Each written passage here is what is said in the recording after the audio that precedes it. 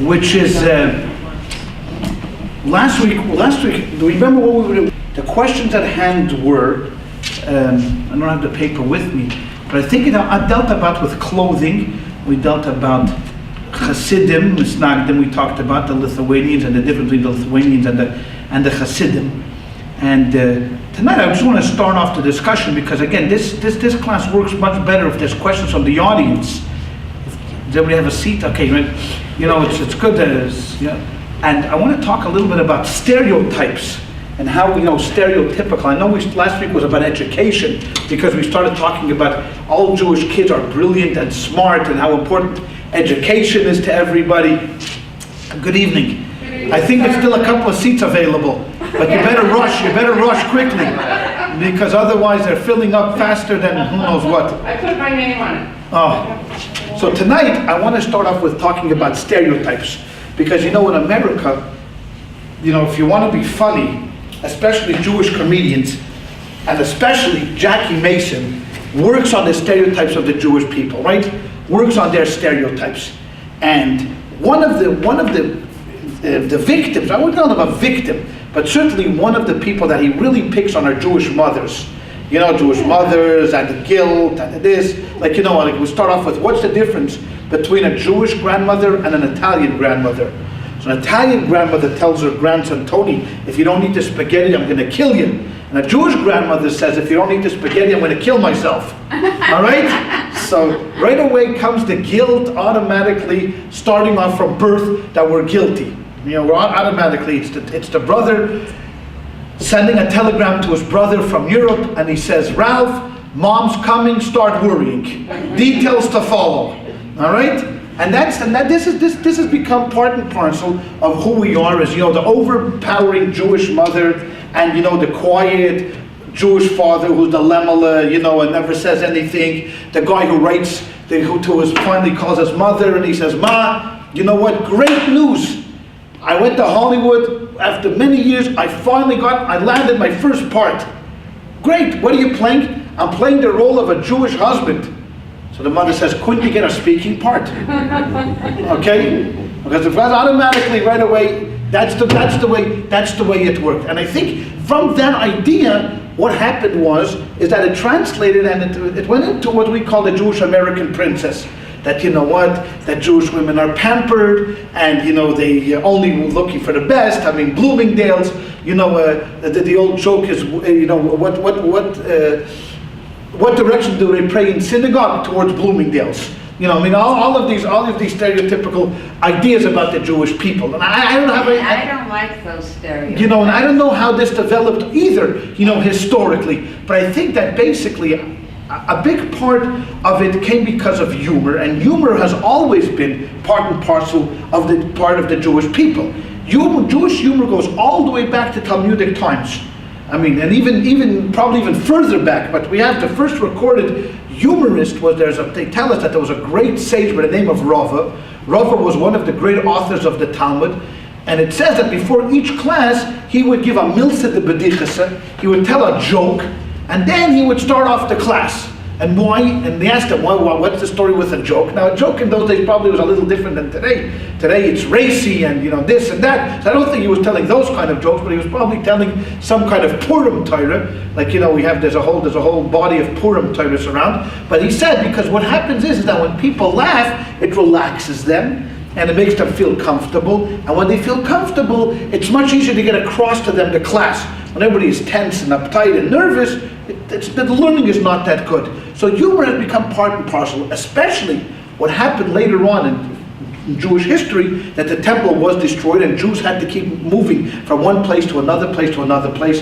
And in many places, their new homes were not hospitable to them because it was quite common for a country to allow the Jews in and then immediately boot them out after 50 or 100 years and then let them back in. I mean, for those who history, for example, in the 14th century, Jews were booted out of France 3 times. They were out, they were in, they were out, they were in, they were out.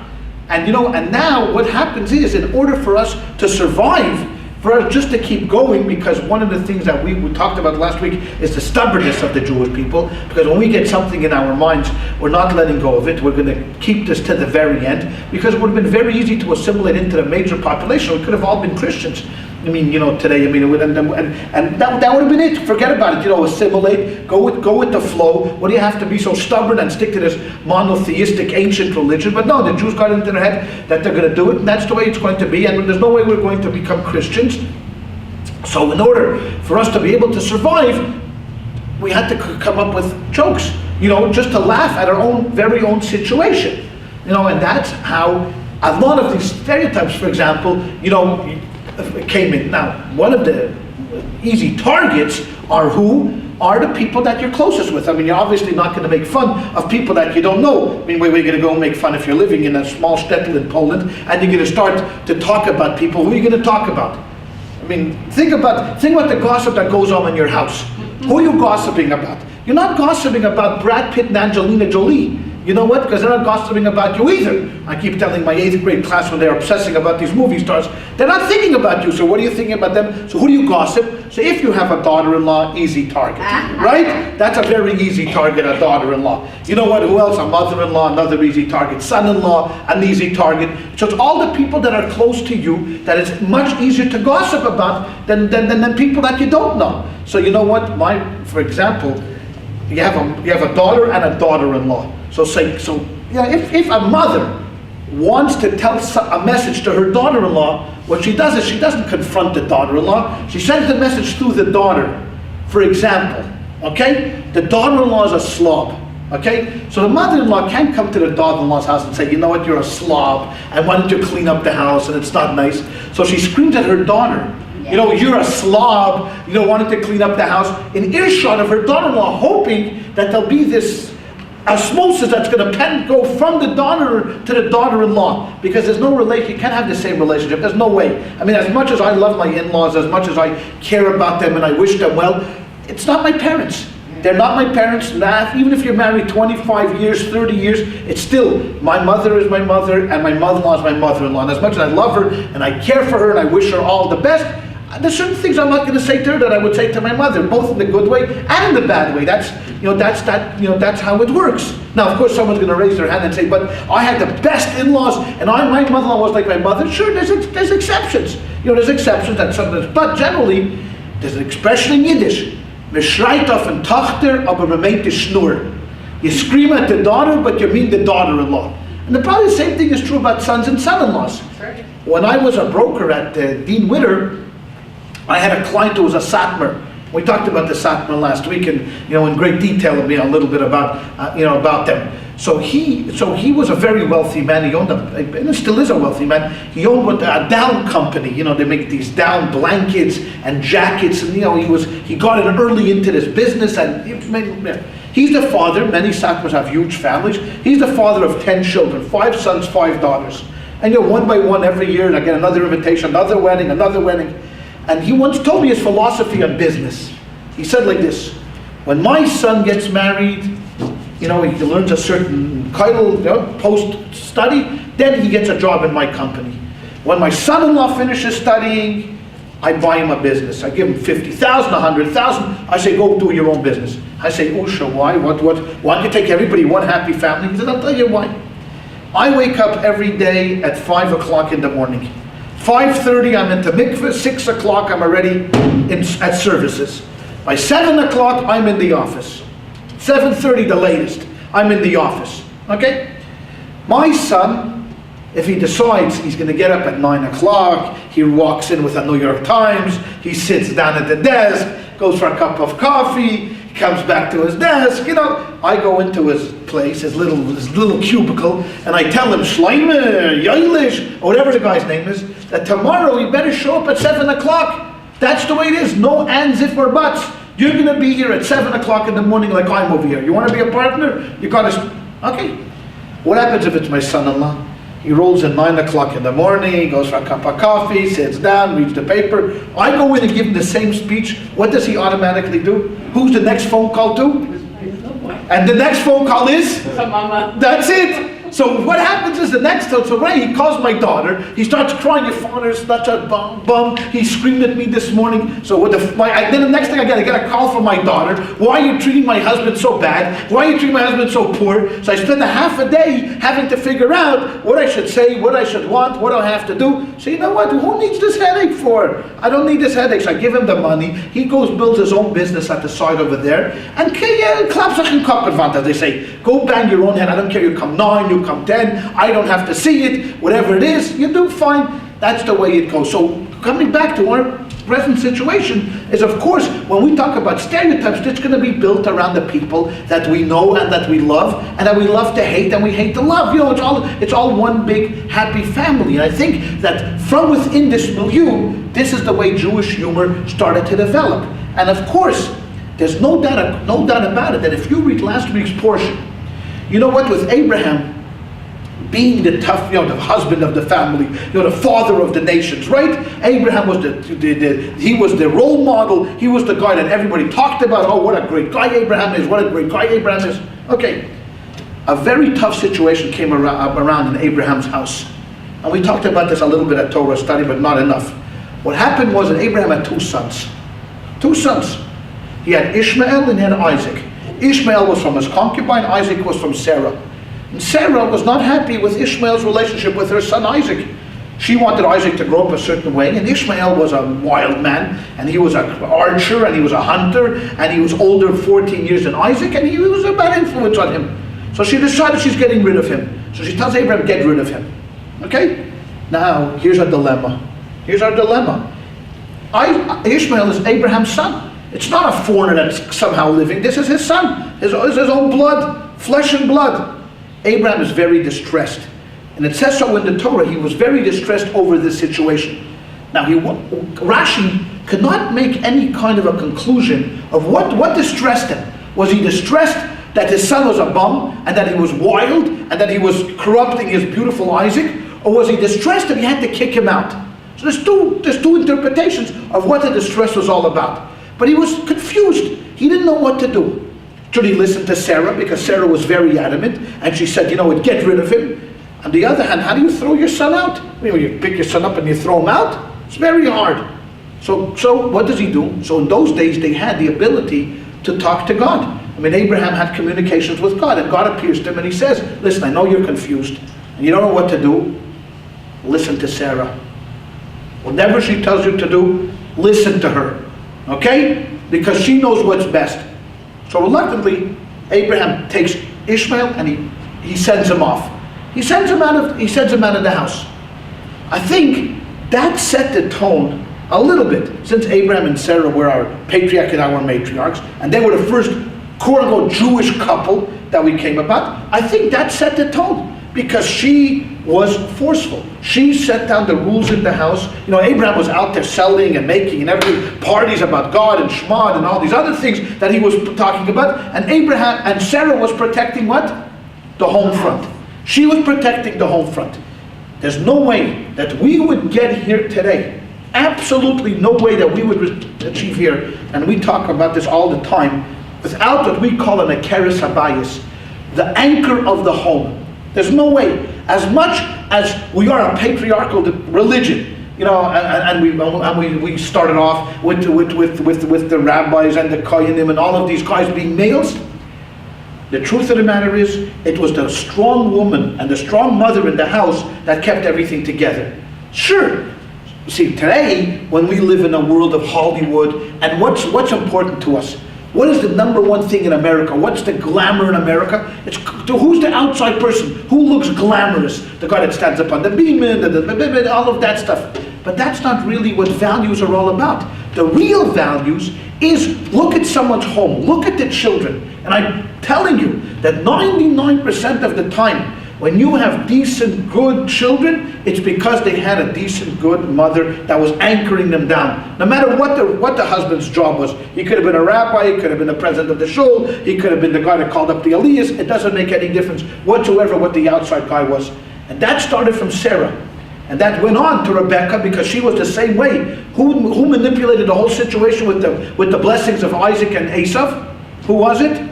the story when, it was Rebecca. She said, you're going to do what I'm going to tell you to do. Don't be such a wimp, okay? She tells him, don't be such a wimp. You want to be a girly guy like Schwarzenegger that calls the Democrats? Don't be such a girly guy. Be a man. If I tell you to go and get the blessings, again, it was Rebecca. The same thing was true about Leah, and the same thing was true about Rachel. They were the ones, and even Zipporah, even Moses' wife. Now you can't get a guy that was more out in the public forum than Moses. It was still his wife that was the one that was telling him, saved his life when he went down to Egypt the first time. She saved his life, and constantly backing him behind him, so on and so forth.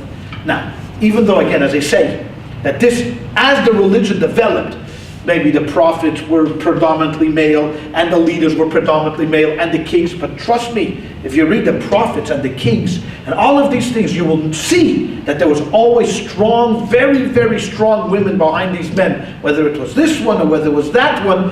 And I think over time, this had a direct effect. So when we had to pick a caricature for a Jewish woman, what was it? That the mother was the strong one, the tough one. I know in my family, my father always called my mother to hit me. He couldn't hit me. He said, Lucia, Rachel was her name, come hit him. By the time she got there, I was long gone already. Thank you very much. I was out the house down the street. But that's the way, that's the way it was, in our family.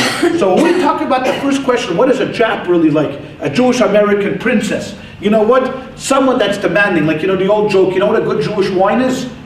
Take me to Miami, okay?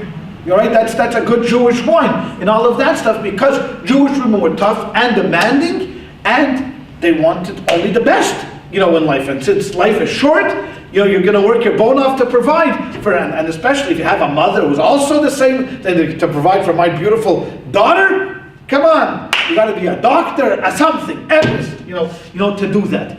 Now, stereotypes is a very interesting thing, because there's got to be a grain of truth. You see, if you give a stereotype about Jewish great athletes, it's not going to work. You're going to make fun of the great Jewish athletes of the world. Yeah, you pick 3 Jews that made it in sports. Sandy Koufax, Mazel Tov. Hank Greenberg and Shmerel Lapakovsky. I don't know who that was. I never heard of him, but maybe there was a guy, Shmerel Lapakovsky, that played sports. It's not going to work. I mean, if you get up there and start telling jokes about, if you start telling jokes about Jewish intelligence, that's true, because, when Jews are super smart, money.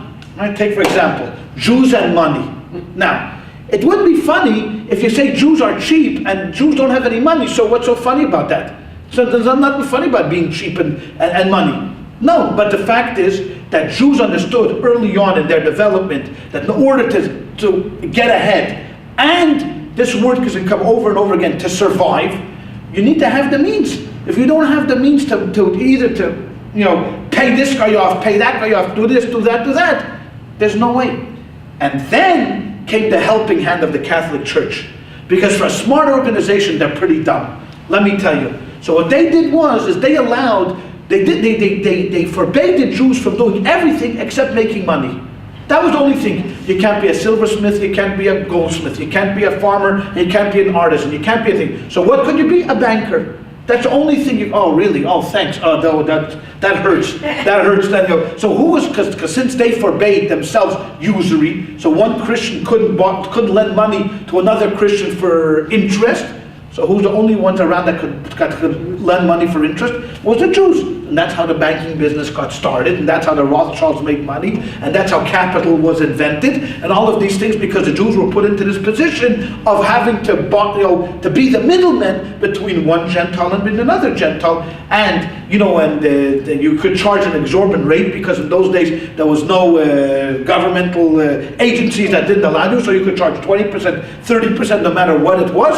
And as a matter of fact, many times, certainly in the Middle Ages and the later Middle Ages, where Jews were not only the bankers, but they actually were the managers for many of the Polish lords. So they didn't want to work, they were lazy bums, but they were Polish lords. So they had this guy's Moshka, everybody had a Jewish Moshe that ran their business, and he would say to them, lend out the money, lend out the money, and then I want 30%, so he would lend it for 40%. right? And 10% he would... Isn't there something in the Torah? Yeah, Jew against Jew. So you can't lend a Jew any money on interest, but that doesn't say you can't lend a Christian money, on interest. You could certainly do that, and it says that in the Torah. So the Jews would take full advantage of this, and they would lend the money out for 40%, 30%, 50%. You know what happened? But at the time, the Christians couldn't pay back. When it came to a point where no one could pay back the money, what they did was they kicked the Jews out. All the debts were absolved, so no one owed anybody no more money. And then a few years later, when the Lord had no more money, and he figured, okay, why did he have money? He let the Jew back in. He came back in. Then the whole cycle started all over again, and that's the way the Jews went until later on, when actually banks, Rothschilds established banks and real banks and strong institutions. Then already there wasn't so much of the kicking out and forgive. But before that, everything was on the back of a piece of paper, and you owed me this and you owed me that, and that's the way it went, and that's how stereotypically Jews became known as money launderers and money changers. And we also have Jesus in the Bible kicking out the money changers in the temple because they were a terrible breed, and that of course was represented by Jews. So Christians always had this view of Jewish people as money hungry and no people who knew how to make money. And if you needed good advice about money, who did you go to? Of course, who else? There was a famous story of the Poritz, the Lord who had a Jewish guy, Moshe, but he also had with him a good friend called the bishop. And the bishop was every day harassing him why he allowed the Jew to work for him. And how could he have such a close relationship to him? So the guy said, what do you want? He's a loyal guy. What do you care? He's a Jew. But he says, it's an abomination that you, Lord, a good Catholic guy, should have a Jew running your business. It's not right.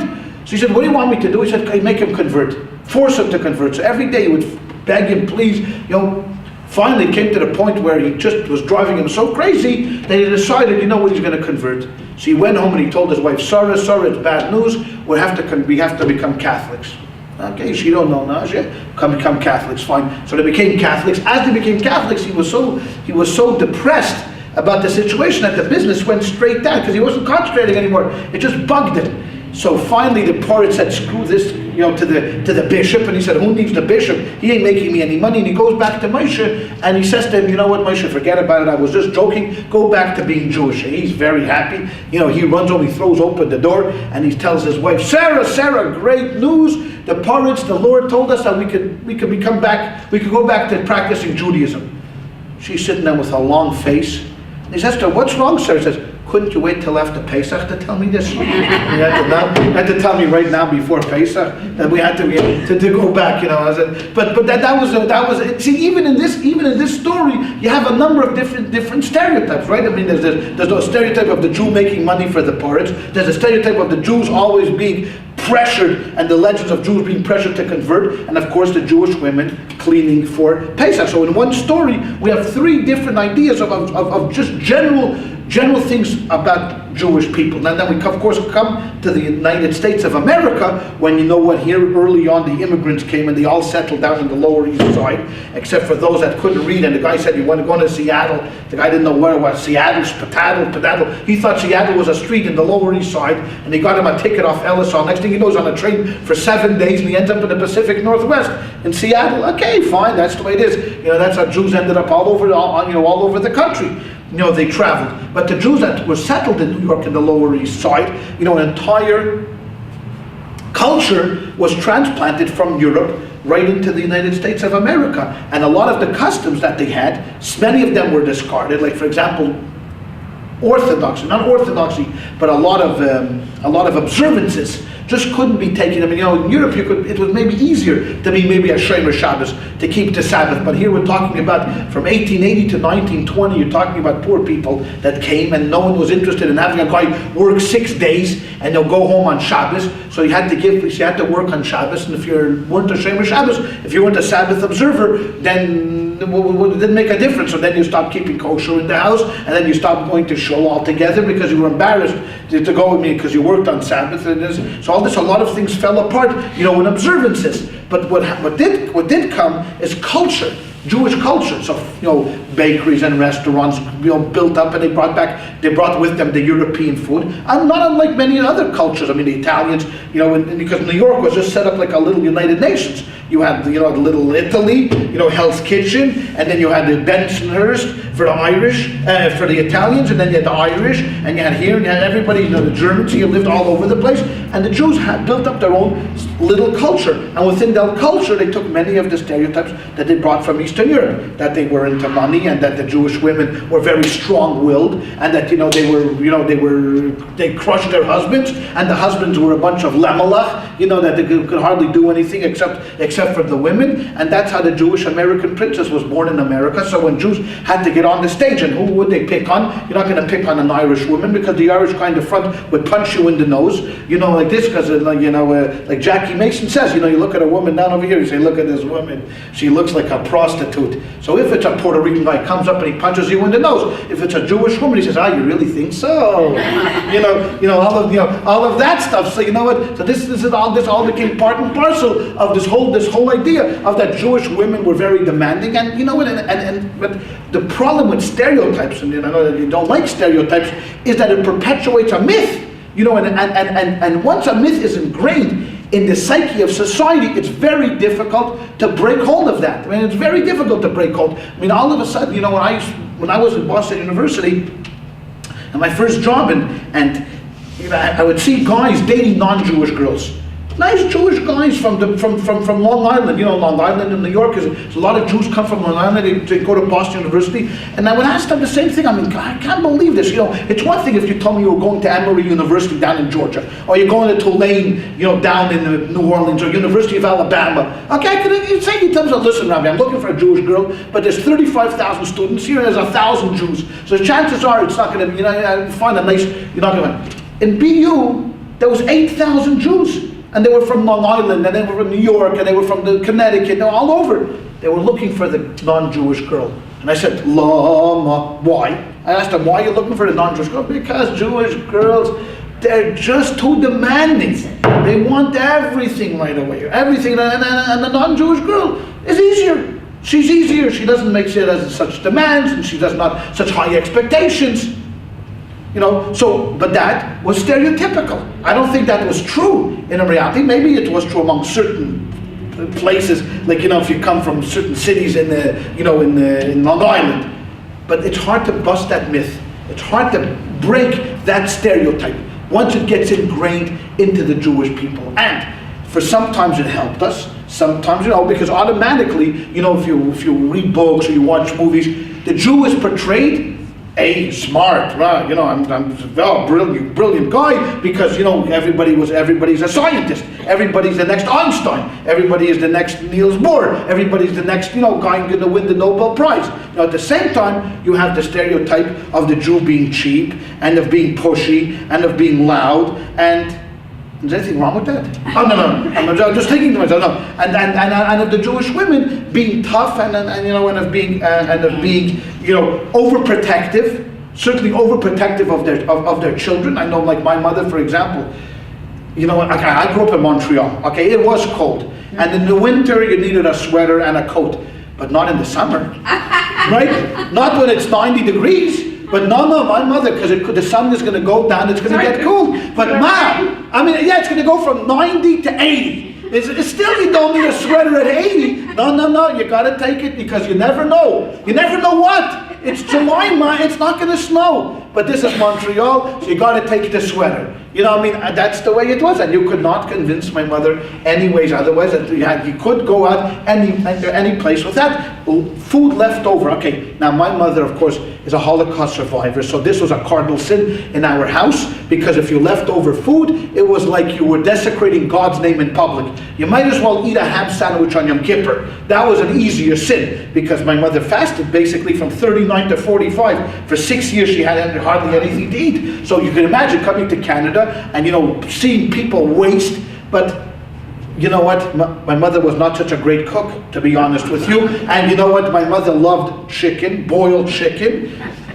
Like 3 years running, isn't it enough? How many times are we going to have the same boiled chicken? As a matter of fact, when I became engaged to my wife, Hani, So she's from New York. My parents came down to New York, and we met the whole family. We went out for dinner one night.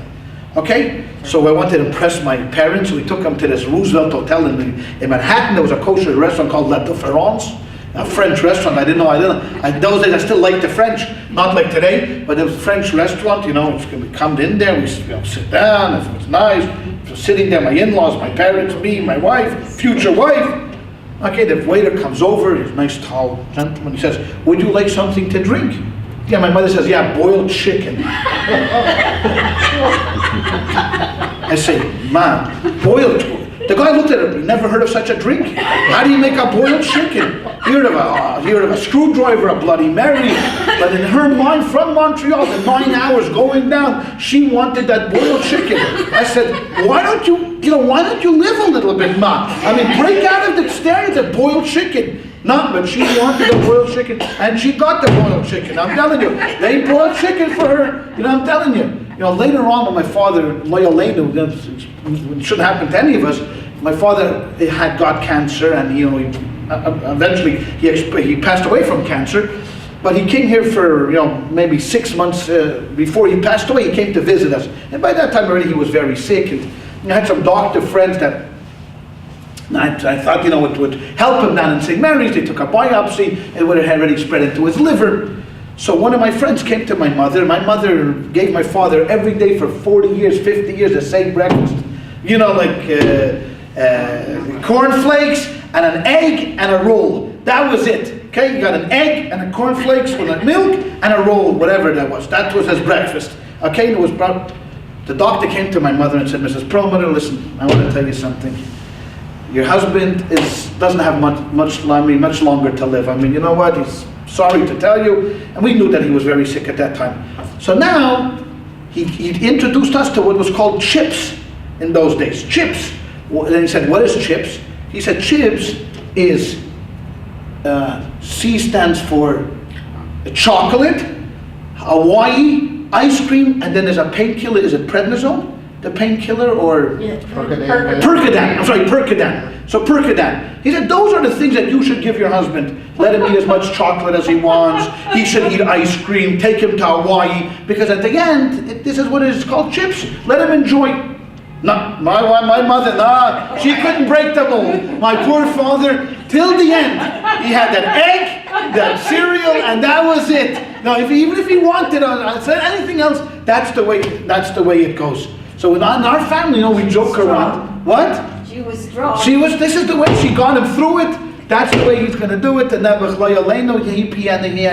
he ended up passing away. But what you learn out from this is that my mother, because of the whole experience of the Holocaust, built around herself a tremendous wall. Because now, I mean, you can't. An experience that it's not easy to overcome. And I don't want to get into the whole Holocaust situation. But you know what? She fit the perfect stereotype. Telling my father what to do, ordering him around. And my father was a quiet man, completely broken after the Holocaust and everything like that. And that's the way it went. And me and my sister, who grew up in this milieu, developed a sense of humor just simply as I think that it was kind of a reaction to because if you walked into my house, there was this overlaying denseness of the Holocaust. I mean, because every weekend, I mean, I joke about it now, but it's not funny, but we used to call it Saturday night at the Holocaust. Because what you do when we were little kids, we would get picked up by my uncle, because he was the only one that drove. We talked about last week, and Jews buy Bonnevilles. I don't know why. They bought the biggest car. 9 of us would pack in over there, and he hardly knew how to drive, but he would drive around from relative to relative to relative. I mean, they weren't really relatives, but he called everybody relatives, uncles, aunts. And every Saturday night, and we're sitting over there, and they're talking about who died, who had it worse, how bad it was, how many relatives they lost. I mean, this is no way to raise children. And we would sit around with the cousins and we would say to ourselves, "Oh my God, is this our future? This is our future." So in order to break out of that milieu, just that whole scene, you had to develop kind of a sense of humor to laugh about it, because if you couldn't laugh, it was over. It was finished. And that came part and parcel with this whole idea of stereotypes, of Jews, being overbearing, the mother being overbearing, the father's being, the weak-kneed guy, just going to work, bringing home the money, and that's how all of these things develop. But on the positive side of it, is that it is because of these kind of people that we are able to keep moving forward. Because if you think about it, forget about not only the Holocaust, but think about the immigrants that came over. And the immigrants that came over, we see now how difficult it is to integrate a minority into society. We see what's going on in France. Forget about who the players are and how we personally feel about it. But if you see it, it's not that easy for a society to integrate immigrants. They come in, they don't speak the language. They come in, they automatically you're going to get lower paying jobs. Automatically you're going to be an outsider. Automatically your names are going to be different. Automatically you don't speak the language. Even though the North Africans speak French, many of them already speak French coming from Algeria. But nonetheless, so think about a Jew on a boat coming from Poland. He doesn't speak the language. He has no education. He has no financing. He comes over with $30, $40 on his pocket that he was able to scrape together. He comes to a foreign land, sees the first thing he sees a Statue of Liberty like this, standing in the harbor. You don't think his heart is banging like this. His heart is in trepidation. He's scared like anybody else. He gets off the boat, they give him a handshake and a pat on the back. Welcome to America, you're here. And you're standing over here. I can't even imagine the first day a guy gets off the boat. So where do you go? Who do you go? So many of them had like a cousin because you had to have some sponsor. So you have this kozinka, Bob brought this book in Yiddish, but if you read, there's a fantastic, the Forwards. Everybody's heard of the Forwards newspaper, right? The Forwards. Now it's printed mainly in English with a very small Yiddish section. In the olden days, there was no English. Who printed English? It was all Yiddish. And early on in the century, they had a very special section called a Binta Brief. Right? Binta Brief, which was letters back and forth from the cousins, back and forth, and people writing into the editor, I need a shidduch, I'm an old maid, just a bunch of letters. Okay? So you had a cousin that lived somewhere on Clinton Street. Okay, down on the Lower East Side. So you went there and maybe they gave you a little bed to sleep in on that thing, because they had another 14 relatives that came the same way. And then you had to go find a job. So what could you do? They weren't making you the president of a bank right away. So automatically you're frightened. But what we did was, we knew one thing. We gotta survive. So if it takes working, and if it takes learning the language, and if it takes doing this, and most important, that when we have children, what are we going to do? We're going to send them to school, and we're going to say, you know what? You're going to go to high school, and when the first Jews got their college degrees, this was heaven. This was heaven. I told you about my sister, her oldest son just graduated medical school. She has a plaque in his room, as big as the Western Wall. I said, why don't you just wallpaper the whole room with the degree? She's thinking about doing that. Her son, the doctor. Okay, good for her. I'm proud of him. He's a nice guy. He's a doctor. He earned his way through medical school. But that was the thinking of the Jewish people. Coming over here, and we are experts. We've learned how to become chameleons. We know how to become part of society. So if you got to go this, you have to do that. Whatever you have to do, you got to integrate into society. So you know what? So Jews learned how to speak English, and Jews learned how to do jobs like Americans, and Jews sent their children to public school. Some went to yeshiva, but many of them sent them to public school, and they integrated quickly into society, very quickly. But it wasn't easy, because there was a lot of roadblocks towards them. Not only about the Jews. When you go up to Boston, I lived in Boston, there used to be signs. I don't know much about Irish history. It never really interested me that much. But in Boston, there were still signs, not today, but no dogs, no Irish, no nothing like that. So it was the same as the Jews.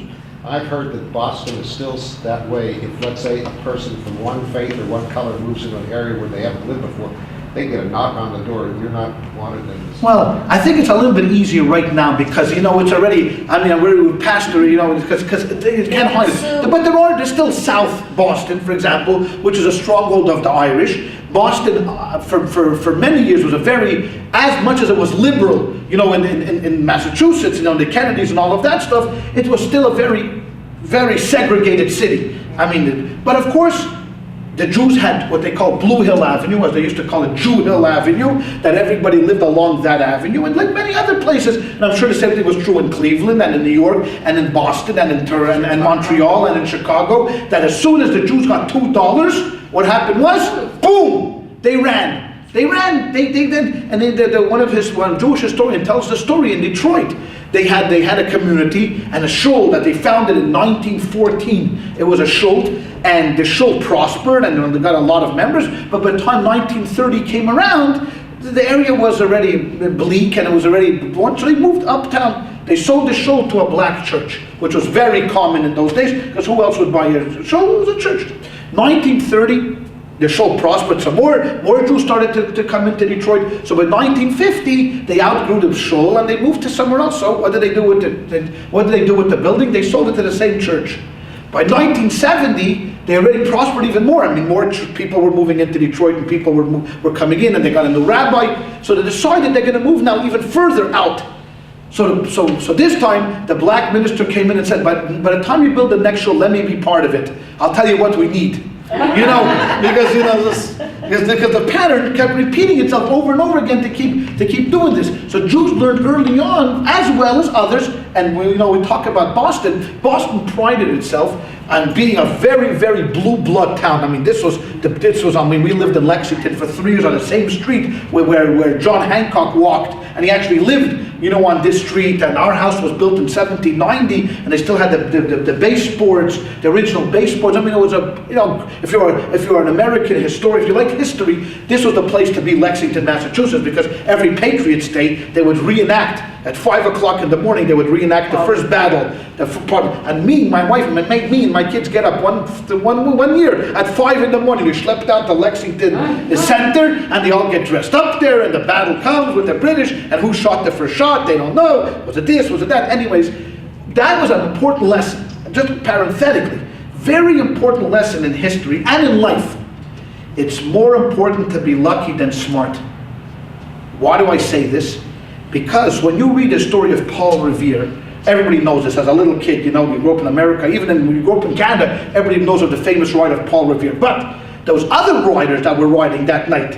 There wasn't only Paul Revere they sent out. If you look in the history books, there was 3 riders, basically. There was Paul Revere, there's another guy, John Doss, who they sent out also, because if Revere was going to be caught, they had to get the message to the people in Concord that the British were coming. And there was another guy, Dr. Samuel Prescott, who made it into the history books. Now, how did Samuel Prescott make it into the history books? Okay, so they say, the rumor is, the legend is, everybody here is over 18, right? We can tell the story, okay. So what happened was, that Paul Revere made it through Lexington and then went on his way to Concord. He met up with John Doss. When they came into Concord, just on the outskirts, at that very moment, Samuel Prescott was leaving the house of some woman, okay? At 3 in the morning, he was a married man, and I think so was she. Now, he walked out of the house almost at the same time that these 2 riders were riding into Concord.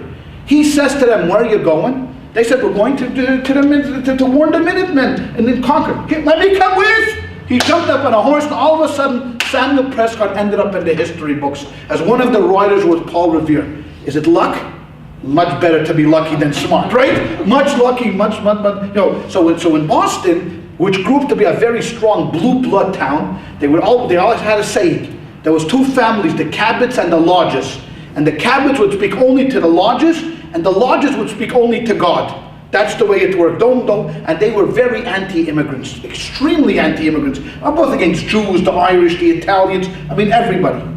The Irish came, from the potato famine in the 1800s. They came to Boston and they settled in Boston. All of a sudden, the discrimination that they were facing was real. I mean, you couldn't get a job, you couldn't get a good position. Everything was just, given over to the Protestants, because most of them were Irish Catholics that came over from Ireland. They decided, you know what they're going to do? There's one thing in America that they can't stop you from doing. You know what that is called? Organizing. And one thing they know how to do, they know how to get out the vote. And in the early part of this century, the first Boston mayor, I think it was Rose Kennedy's father, I can't remember. Honey Fitz, that's right, thank you. Honey Fitz was elected mayor of Boston, and they never turned back since. They never turned around back since. They took over, they swept out the blue bloods, and they swept in the Irish, and now this has been an Irish, from time to time they have now, I think an Italian mayor, but nonetheless, Boston has the only city, I believe, although I heard now recently, to elect its mayor while he was in prison, Mayor Curley. He was in prison, but they liked him so much that they elected him even while he was sitting in prison. But okay, who cares? For them it was all fine and good. But this was all the experience of immigrants, and as immigration, Jewish immigration built, so too was these ideas and these customs from Eastern Europe that came with them. I'm talking about primarily now the Ashkenazim, because the Sephardic experience was completely different. Very, very different when they came from North Africa or some other places. But the Ashkenazic, when we talk about Eastern Europe or Western Europe, Germany, Russia, Poland, Romania, Hungary, Lithuania, we're talking about those kind of people. At the same time, we talked about last week about the ultra-Orthodox Hasidim. They brought with them the same customs, right? Because they came to America and they had a different feeling towards America. And secular Jews said to America, oh, this America, it's great, and the land is open, and we can prosper, and we can thrive in this country. Hasidim looked at this country and said, ay vavoy, we're forced to come here, but this is the worst country in the world. You know what's going to happen to our children? They're going to become assimilated, they're going to become goyim, and we're going to lose everything. So the Hasidim built around themselves a very insular world. They moved around and they built themselves a wall around them. So God forbid, nothing should penetrate within that wall. And that's why we talk about why do Hasidim wear long black coats and fur hats? Because this is exactly the ideology of trying to protect what you have. I mean, coming from Eastern Europe and living in New York City, and seeing everything that's going on, you go into Manhattan. The first time I came to Manhattan, I'm sure many of you might have had the same experience, unless you grew up there. Oh my God. I mean, I still have it. Me and my wife were there last summer. My wife grew up in New York. She's a New Yorker. I can't help it. I couldn't find a Jew from anywhere else in New York.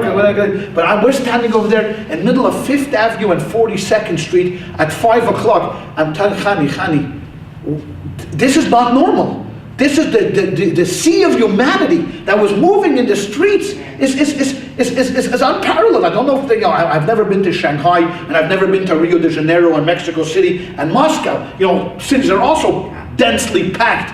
But this is unbelievable, Manhattan. And then you look up around the city, and you see the city it's like the Tower of Babel. It's going up straight to Hashem, and you can't believe it. So Hasidim look at this, and they said, Rabbi Shalom, what are we going to do over here? Our children are going to see this. The first thing they're going to do is they're going to run. How could you not? I mean, if you give a child a candy, what do you expect them to do? Refuse it? Which kind of child? You have to have tremendous strength to do that. So they built around themselves, and one of the important factors, which they wouldn't give an inch on, is the clothing. Why? Because clothing almost always makes the man. And even though we should never be judgmental. Never be judgmental of people, because you never know. You should never look at the bottle except what's inside the bottle. But in reality, if two people walked here into the room, one person was wearing a $2,000 Armani suit with a beautiful tie, with Bruno Magli shoes, and with a cut haircut, and he walked into the room over here, and the other guy walked in with a hat backwards, with 2 earrings, with a big tattoo on his hand, and his pants down to his pipik, and you had to pick up your pants, like for the teenagers today, and you look at these two, and you say, which one's the banker? Okay? Now which one would you say is going to be what? Automatically, you don't know. Could be that this guy with the suit is a bum, he's a nobody, he's a nothing, he's a gurnish, he's a chazan, a paskunyak. A paskunyak, right? A paskunyak. And the other guy with the pants down to his tuchus, it happens to be the founder of some high-tech company. Because you know how those guys look, they don't dishevel. Look at guys in Google. The guys in Google, they don't dress up or anything. So but to us, in our minds, the guy who's going to be more successful, who's the Harvard MBA guy, who's going to be the more successful guy? The guy in the suit. Because the guy who's dressed up projects he projects an image of being put together, responsibility. He's clean. He knows. The Chassidim felt the same way.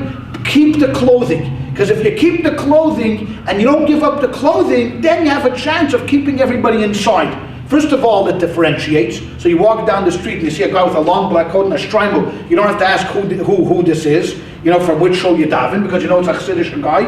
Except, of course, now that the Amish started to, started to copy us for some reason. I don't know why. I guess they like the style. This famous story in the subway where the woman approaches the chassid and she berates him. Come on, you people! How could you dress like this? It's ancient and it's an abomination and it's embarrassing to the Jewish people. And this guy says to the lady, "I'm very sorry, but I'm not Hasidic. I happen to be Amish." She says, "Oh, how nice is you people keep your customs." For the Amish it's good, but a Chassid, God forbid, he shouldn't be able to wear his long black coat. And that's how they wouldn't give an inch to Hasidim, because that kept everybody in close. Same thing is true about a yarmulke, if you think about it. Why do Jewish men wear yarmulkes, traditional wear yarmulkes? Why? Because that separated them from the marketplace. See, when you live in the desert and no one else is around you and everybody's Jewish wherever you go, it's not a big test. It's not a big test to be Jewish. But all of a sudden, the Jews went from the desert into Canaan. And now, all of a sudden, you're faced with a huge, major problem, because now Jewish men are interacting with Gentile men, and they're listening to Gentile men. And think about it, in not only in Canaan, but later on in Greece, where they were interacting with the Greeks, and the Greeks were philosophers, and the Greeks were cultured, and the Greeks were mathematicians, and astronomers, and all of these things. And Jewish guys are very smart, and Jewish women are very smart, and they're listening to these ideas, and so wouldn't anybody here want to? If we had a chance to study with Aristotle, who would not want to study with him? If you had a chance to go to Aristotle's academy, would anybody refuse? This was the greatest honor to study with him. So the rabbis knew that, in order to keep the Jews, you've got to make sure they dress differently. Keep a yarmulke on the head. The yarmulke on the head will represent, our fear of God. That wherever we go, no matter where we are, whatever situation is, we're always going to have a yarmulke on our head, and that's going to keep us distant from the Gentiles, because we can't interact with them. And that's why dress became so important to the Hasidic movement, because that really showed that we're not giving in to American culture, because that was a treif. America is treif. That was the expression in many homes. Treif means non-kosher. Not kosher. America is not kosher. Now what they meant is not that American people are not kosher, but the culture of America is not kosher. Then all of a sudden you had televisions come in, and that brought into your house this dirt, this schmutz. I remember we had a television growing up.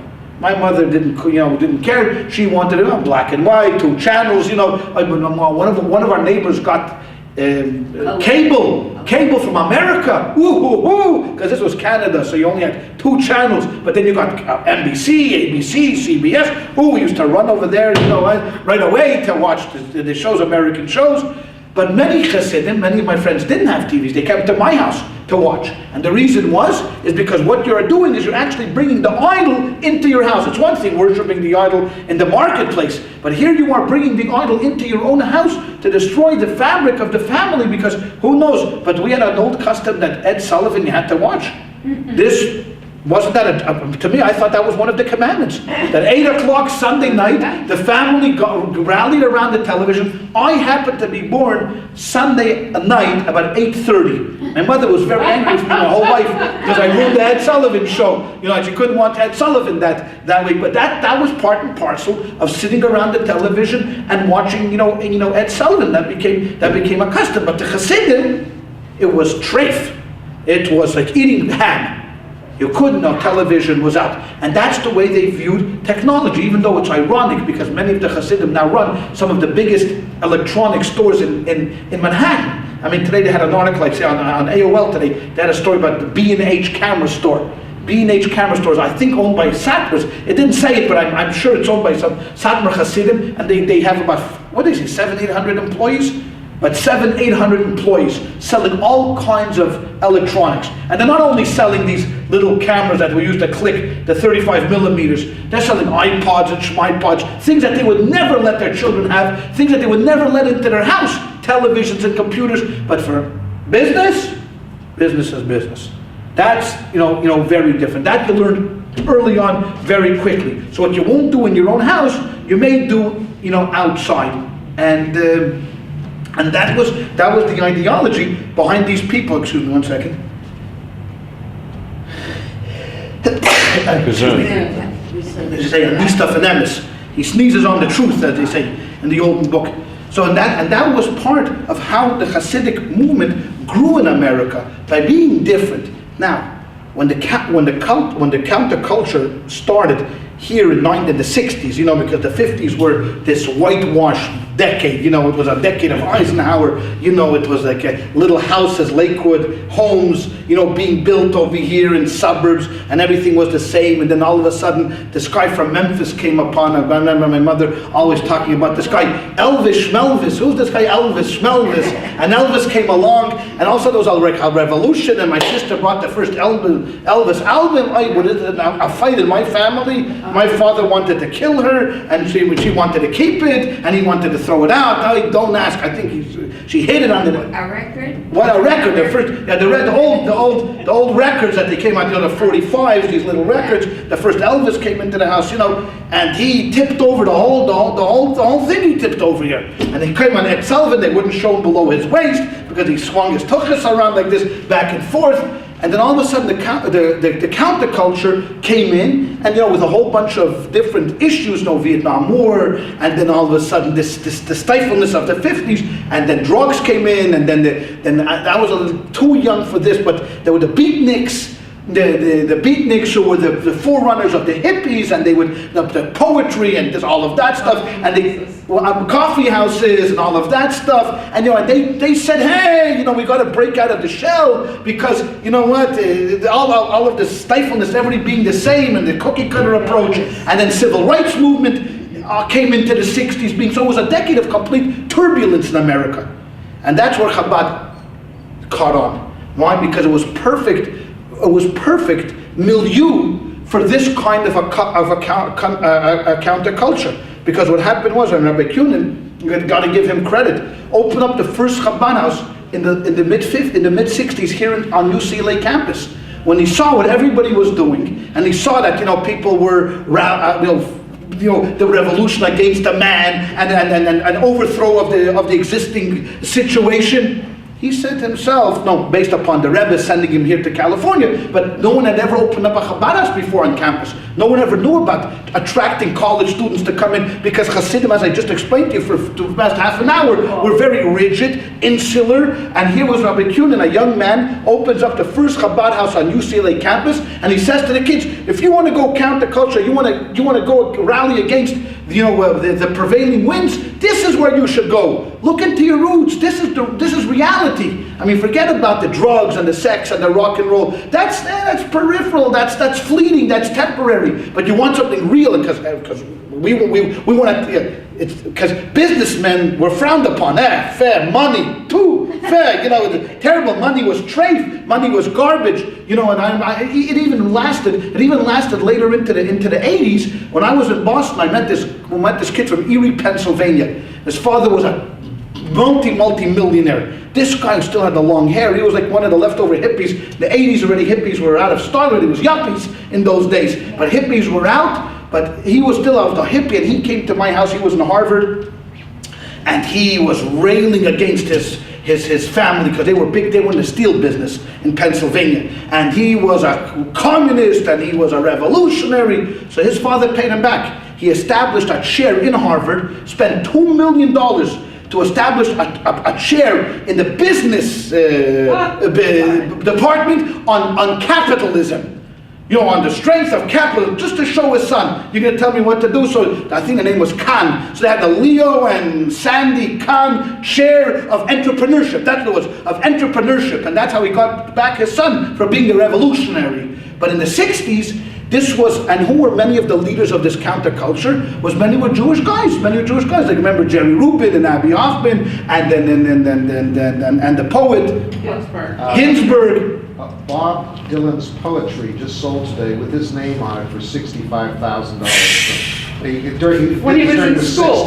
When he did in the 60s. He was still in school. He was still in school. Bob Zimmerman, right? Robert Zimmerman from Hibbing, Minnesota. You know, he came also part of the counterculture. You know, we started to sing against the war and all of that stuff. So here, the first Chabad house, Rabbi Kunin put out a message. You know what? If you want to really be against the culture, if you want to really, don't look towards drugs, don't look towards all of these things that are fleeting, that are not going to be here. Come inside. And he opened up the first Chabad house, and the first guys, they have pictures of the early guys coming to the Chabad house. It looked like a peacenik rally. You know, guys with long hair, you know, and this and that. And then Rabbi Kunin was still a young man in those days, and they would sit all night, and then they would drink a little bit, because Hasidim like to drink a little bit, you know, so they would drink. And then this is how Chabad got rolling, because it took advantage of people who were seekers. I mean, they were looking for something. And Jews always had that nature within them, that they were seekers of truth. Now, you know, a lot of them branched out into different religions altogether. Many of them became, like the Beatles even for a while. Oh, I forgot about the Beatles. When they came to Ed Sullivan, what happened then? They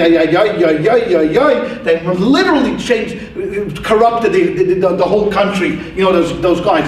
You know, but then the Beatles got involved in Hinduism, like not Hinduism, but they weren't Buddhist. They're Hare Krishna. They were Hare Krishna, and they got their own little guy over there, whatever they call those guys, the gurus, the Maharishi, and they were very involved. So you know what? And since they set the trend, I mean, they were literally trendsetters. I mean, you know, these guys, you know, it was incredible to think about it, you know, but you end up in a world that they themselves never expected to do this. That they never, 4 guys from Liverpool coming into America become all of these things. So Jews also, the Baba Ramdas, for example, was a Jewish guy. Was one of the big Maharishis was a Jewish guy, and there's other Jews. So Jews just literally fanned out into and literally embraced the 60s full on, completely full on. But at the same time, when people then, all of a sudden, the 60s ended, America pulled out of Vietnam, the 60s settled down, people began to get a little bit older, and now, you know, at 28 and 38, it's different than when you're 18. At 18, you could be a firebrand, but then all of a sudden, you start thinking about marriage, and then kids. Oy vey, now you have a kid, you have to support the kid. Now you have to support the kid, you got to start thinking about money. Oy vey, money, which was treif. In the 60s, all of a sudden it was in vogue in the 70s, and then of course in the 80s it became even more in vogue, because then it was the decade of the yuppies. Well, I'm going to worry about that other guy, I'm getting dread, right? The other guy, who cares about it? It's all about me, and me. So through all of these things, the one thing that remained standard within Judaism was nothing, because everything was in flux. Everything was changing. Why? Because that's the nature. Except the Hasidim, they wouldn't give up their black coats. That's it. I don't care. Through the 60s, the 70s, the 80s, whether it was counterculture, whether it was the disco generation, whether it was the yuppies, whether it was Clinton, it didn't make a difference. The one standard was the Satmar did not budge. They kept their black coats and their fur hats.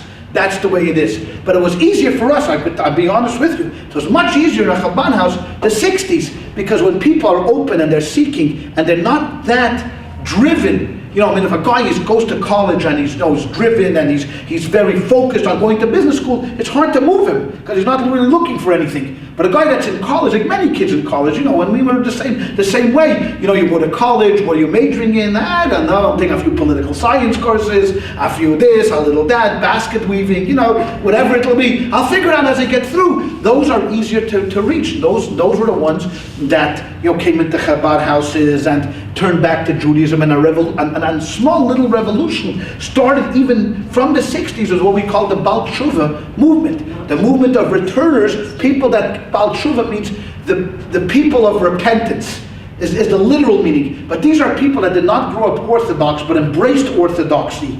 Because for them, they saw that there was something real within this, that it wasn't just something like American culture. And I told you, I don't know if I had mentioned this, I teach an 8th grade class at our Hebrew school.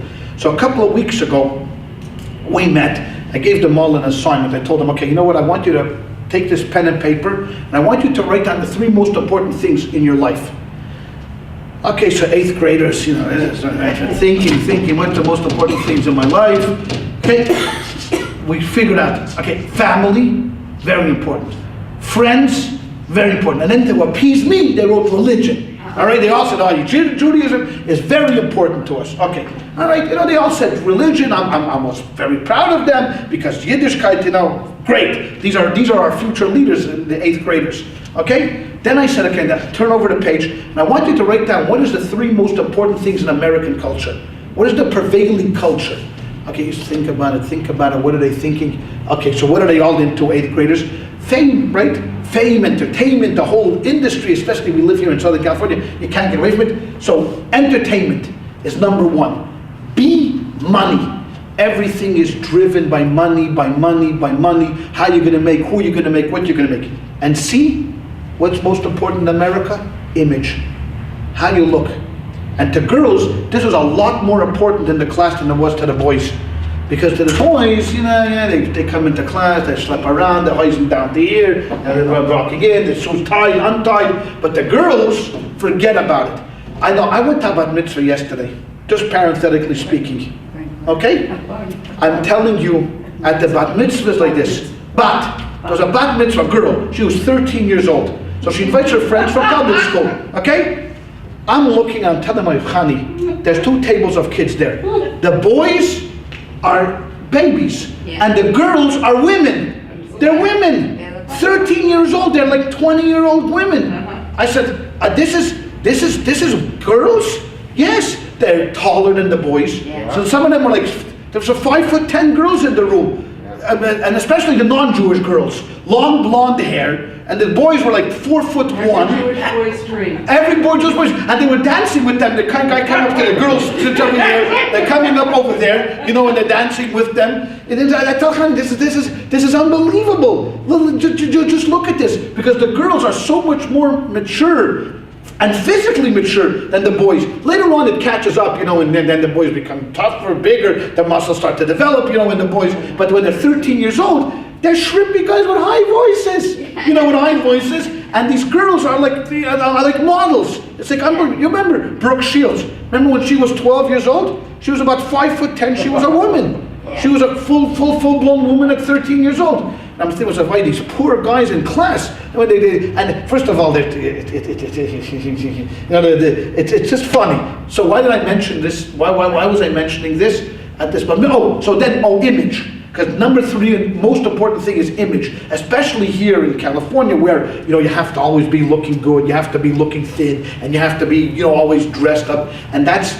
So I said to them, now take the 2 lists, the list on your left side and the list on your right side, and see the difference. See what matters in America and see what matters in your life, because to them, they don't have a chance to think about what's important to them. They're so bombarded by the internet and by school and by this pressure, this peer pressure in school to do this, that they never really have a chance to think about what's really important to me. Because unless every high school you go to in America is going to have all of these groups, you're going to have the counterculturists even today. Either they call them the gothers, the ones that dress in black, with and they because they want to show that I have you all in bud, as we used to say. I don't care about you all. You'll have the stoners, the guys that hang out and just smoke pot all day. That's the way it goes. And then you're going to have people so it's a small group of people they're just by nature, they're outsiders. They don't want to mix with anybody.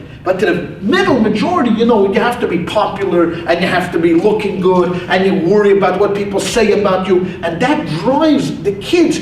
And sometimes it unfortunately drives them crazy, because it's too much pressure here in the United States, because we have little kids now, forget about the teenagers, but little girls are dressing up, and Jean-Benet Ramsey, remember when this was a perfect example of a little girl that was not a kid anymore. She was already an adult. At 6 years old. So what you try to do is you try to imbue in them and try to get into their minds that every once in a while you got to think of what's important to you.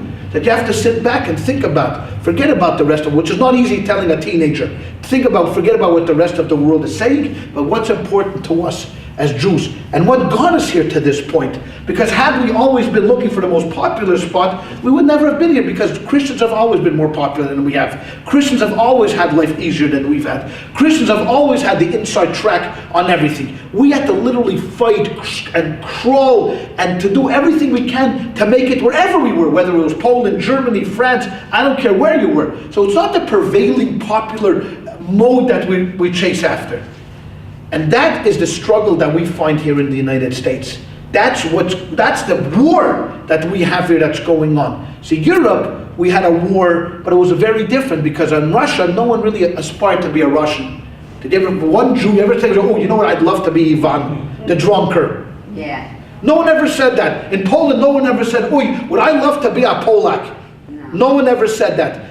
I'm happy to be a Jew, it's tough, but at least, but here in America, the prevailing winds are so pressurized, and not only on these children, but it's been going on a few generations already, even to our generation and our children's generation, and now on to the next generation, to really to live this life of what America really wants. And that's really the great challenge of the Jewish community, because we're not challenged anymore with anti-Semitism. I mean, there's always going to be anti-Semitism, these crazy people outside, but that's not really what the number one challenge to American Jews are. It's not like we're being chased from state to state to state, by these crazies. The challenge to Jews is our own imploding, that we ourselves have not been able to transmit to our young people the beauty of what Judaism is all about. Because if you take a survey, and maybe I'm going to do this today, I'm going to take a survey of the eight, because even though they're not a really good,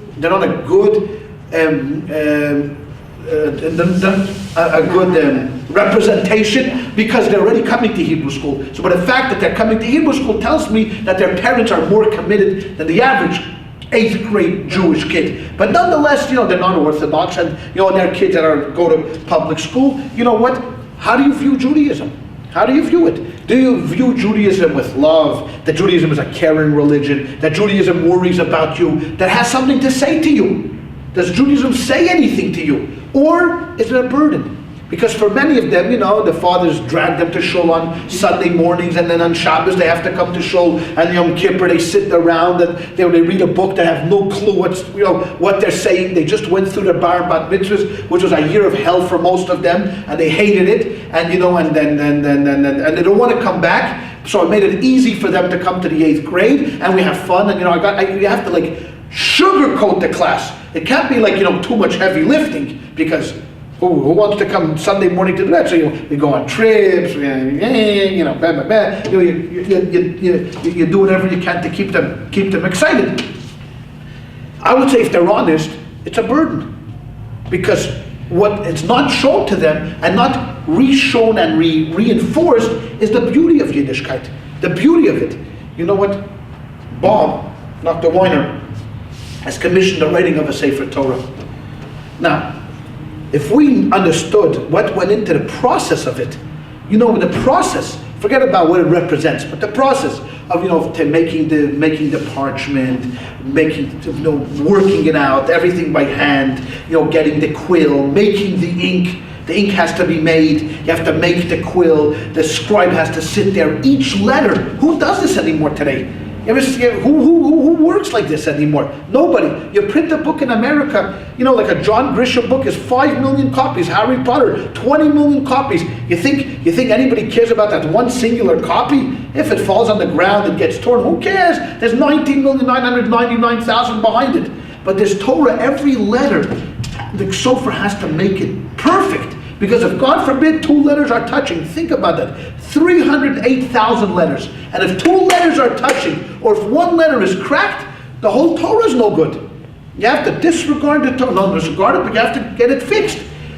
And if you show this to them, if the kids could go through the process of seeing the Sofer, of seeing the loving, the caring that the Sofer has in making each letter, how he pours his heart into something like that, it leaves a tremendous roshim. It leaves a tremendous impact on you to think about this. Why? Why is someone dedicating a year's time into writing a scroll? It's not going to go up as a piece of art. It's not going to be sold in 20 years at Sotheby's. No, it's not a piece we're going to hang on the wall, because this is our blood.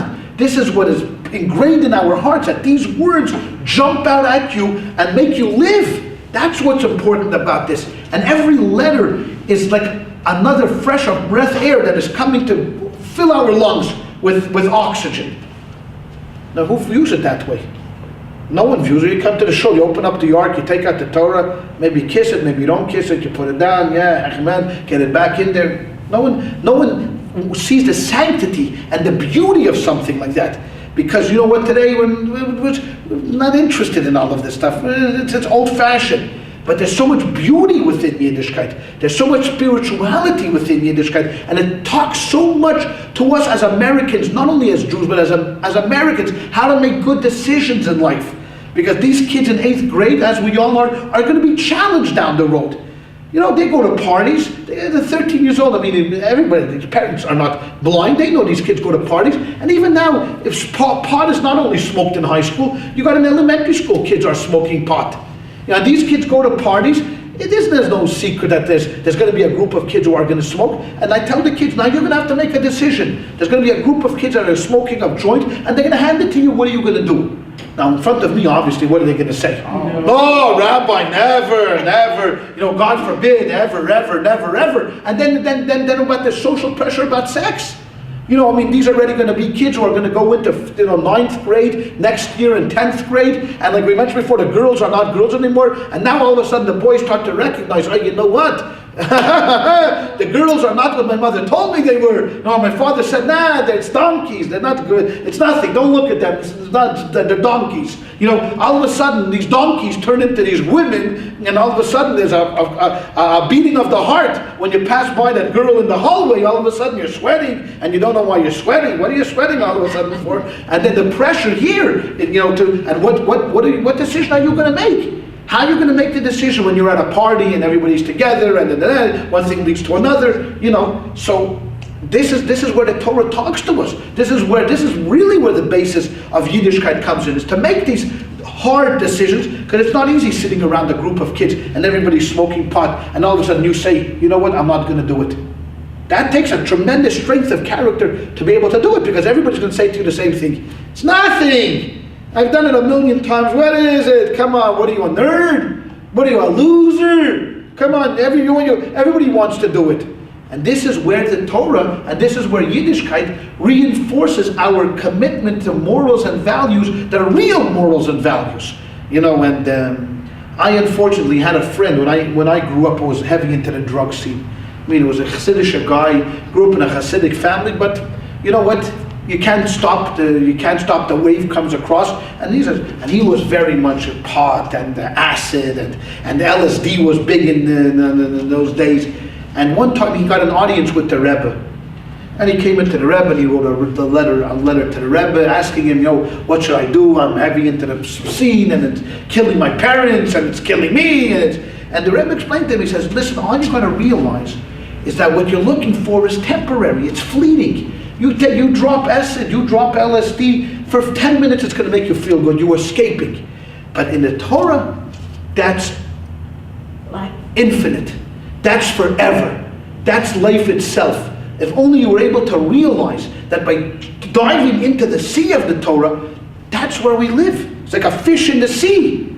But it was hard to break out. It's very hard. Once it grabs you and it envelops you, it's very hard to break out of that. And that's what we need to reinforce. And that's why I think, you know, when we talk about Hasidim and their dress, I think that was part and parcel of why they didn't want to give up anything. And that's the danger. We talked about last week about the modern Orthodox movement, which in one way, modern Orthodoxy is people who are modern, modern and Orthodox together. So they go to college and become professionals and they dress like any other American and they do all of these things, except that they're Orthodox. That means, you know what, they keep Sabbath, they keep kosher, they do all of these things. The danger there is that the more that you begin to look like the product that you're trying to stay away from, the easier it is to fall into and to cross over that line. The advantage is, of course, is because in America, you know, you have choices, and not everybody's going to be willing to live the Hasidic lifestyle and to live in the world of Hasidim. So therefore you have an option. And you could be Orthodox, and you could go out there and do what you want, and at the same time be loyal to the Torah. But this is where challenges and decisions are made by the Jewish people. It's not an easy thing. It's a very difficult thing. But I see, over the years, you notice that parents who are consistent, you know, whatever position they take, but they're consistent, are generally going to be able, not to say every case, but are generally going to be able to produce more consistent children. If you're all over the place, like, one day you're here, and then the next day you're here, and the next day you yourself are questioning, then your children are going to be questioning. Now, I've never shied away from my children questioning.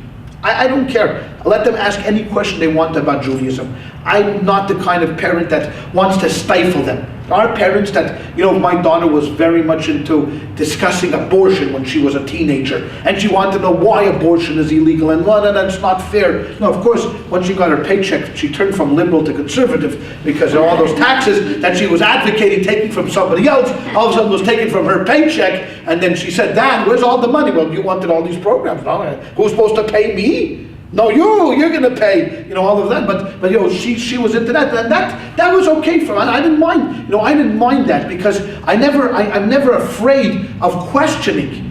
Honest discussion is always good, and if you stifle that, I think it's wrong. I mean, if you don't talk about people like Spinoza and people like other heretics, within Judaism, you lose the entire flavor and the entire fabric of what we're made up, because, just like we would never talk about the war between the Hasidim and the Misnagdim. That, I think, was part and parcel of the development of both groups benefited from this war. I think Hasidim brought some humanity to the Misnagdim, and the Misnagdim brought some control to the Hasidim. They brought parameters to the Hasidim. Otherwise, who knows where the Hasidim would have been? I mean, they could have flown off the face of the earth. But the Litvaks brought at least tempered them, calmed them down. And Hasidim, because the Misnagdim were cold and aloof and distant, Hasidim brought some humanity back into the to the Litvaks. Although the Litvaks may argue that maybe it was the opposite way around, but nonetheless, what's the difference? The point is that it was good for Judaism. I mean, it helped do that. Just on Poland and Eastern Europe. I think probably for 700 years, because Jews first came into Poland probably in the middle of the 14th century, around 1350, 1360. And they were there till 1939. They lived, so it was close to 600 years they were in Poland. And I think early on, they adapted to that mode of dress, not to the peasant, but because they like to think of themselves as the more of the upper class. So the long Prince Albert coats were worn by the noblemen, the fur hats, which are not inexpensive. I mean, a fur hat is a couple of $1,000. Well, what was the point of distinction that made them separate, clothing-wise? Yeah, I mean, because they didn't look like the peasants. They didn't look like the peasantry outside. To them, they were dressing like noblemen. And but maybe the Polish didn't have beards. The Jews wore beards, and the Jews wore the tzitzis outside. So even with the black coat, there was still the distinctive Jewish mode of And many Hasidim don't wear tzitzis like we wear underneath the shirt. They wear tzitzis on top of their shirt. So there was still you could always recognize a Jew no matter what. I'm talking about prior to the Hasidic movement. Yeah, but I don't think this was unique. I think the Hasidic movement brought this from Europe, but this was probably true even before the Hasidim came around. That people dressed like this. I mean, you have paintings of people living in the 15 and 1600s that looked the same way. That wore the long black coats and the white stockings. That was the mode of dress. Hasidim in the United States. Correct. They'll keep their black coats, everything else. Correct. What was there in Europe prior to the Hasidic movement that kept them from looking assimilated? So there weren't that many lords, maybe. No. But so take, for example, Jews in the 1500s in Poland. Jews, if I had to view a Jew in the 1500s living in Poland, I would picture them probably wearing a long black coat, just like the Hasidim wore later on.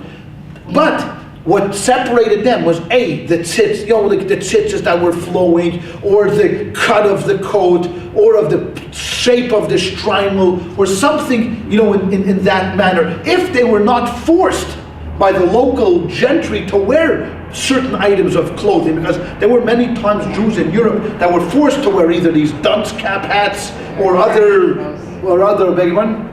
I think it was a triangle hat. Yeah, triangle hat, all different kinds. But primarily it was the tzitzis that was the symbol of who was Jewish and who was not Jewish. Because I think that was probably true not only in Europe. I think this was probably true forever. I mean, take even Maimonides living in Egypt.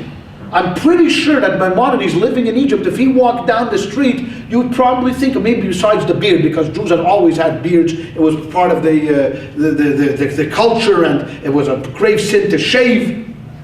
So if you walked down and you saw Rambam, he wore a turban, just like the Egyptians wore. He wore the same dress. The difference is that he wore tzitzis, and many of the scholars wore tefillin all day. But that was not common. But I would say the one certain clothing that differentiated from everybody was the tzitzis. And whether they wore on the outside or on the inside,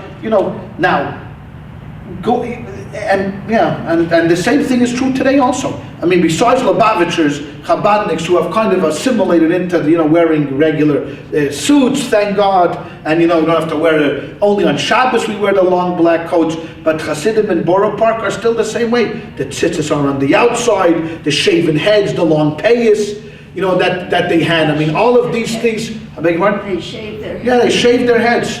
They get what they call a zero haircut. You go to a barber, zoom, like shaved down. Only the payas are left. So they have long payas, beards, black hats, and kapotis. And that's probably, I would say, a good picture of probably for 500 years, this is the way they looked.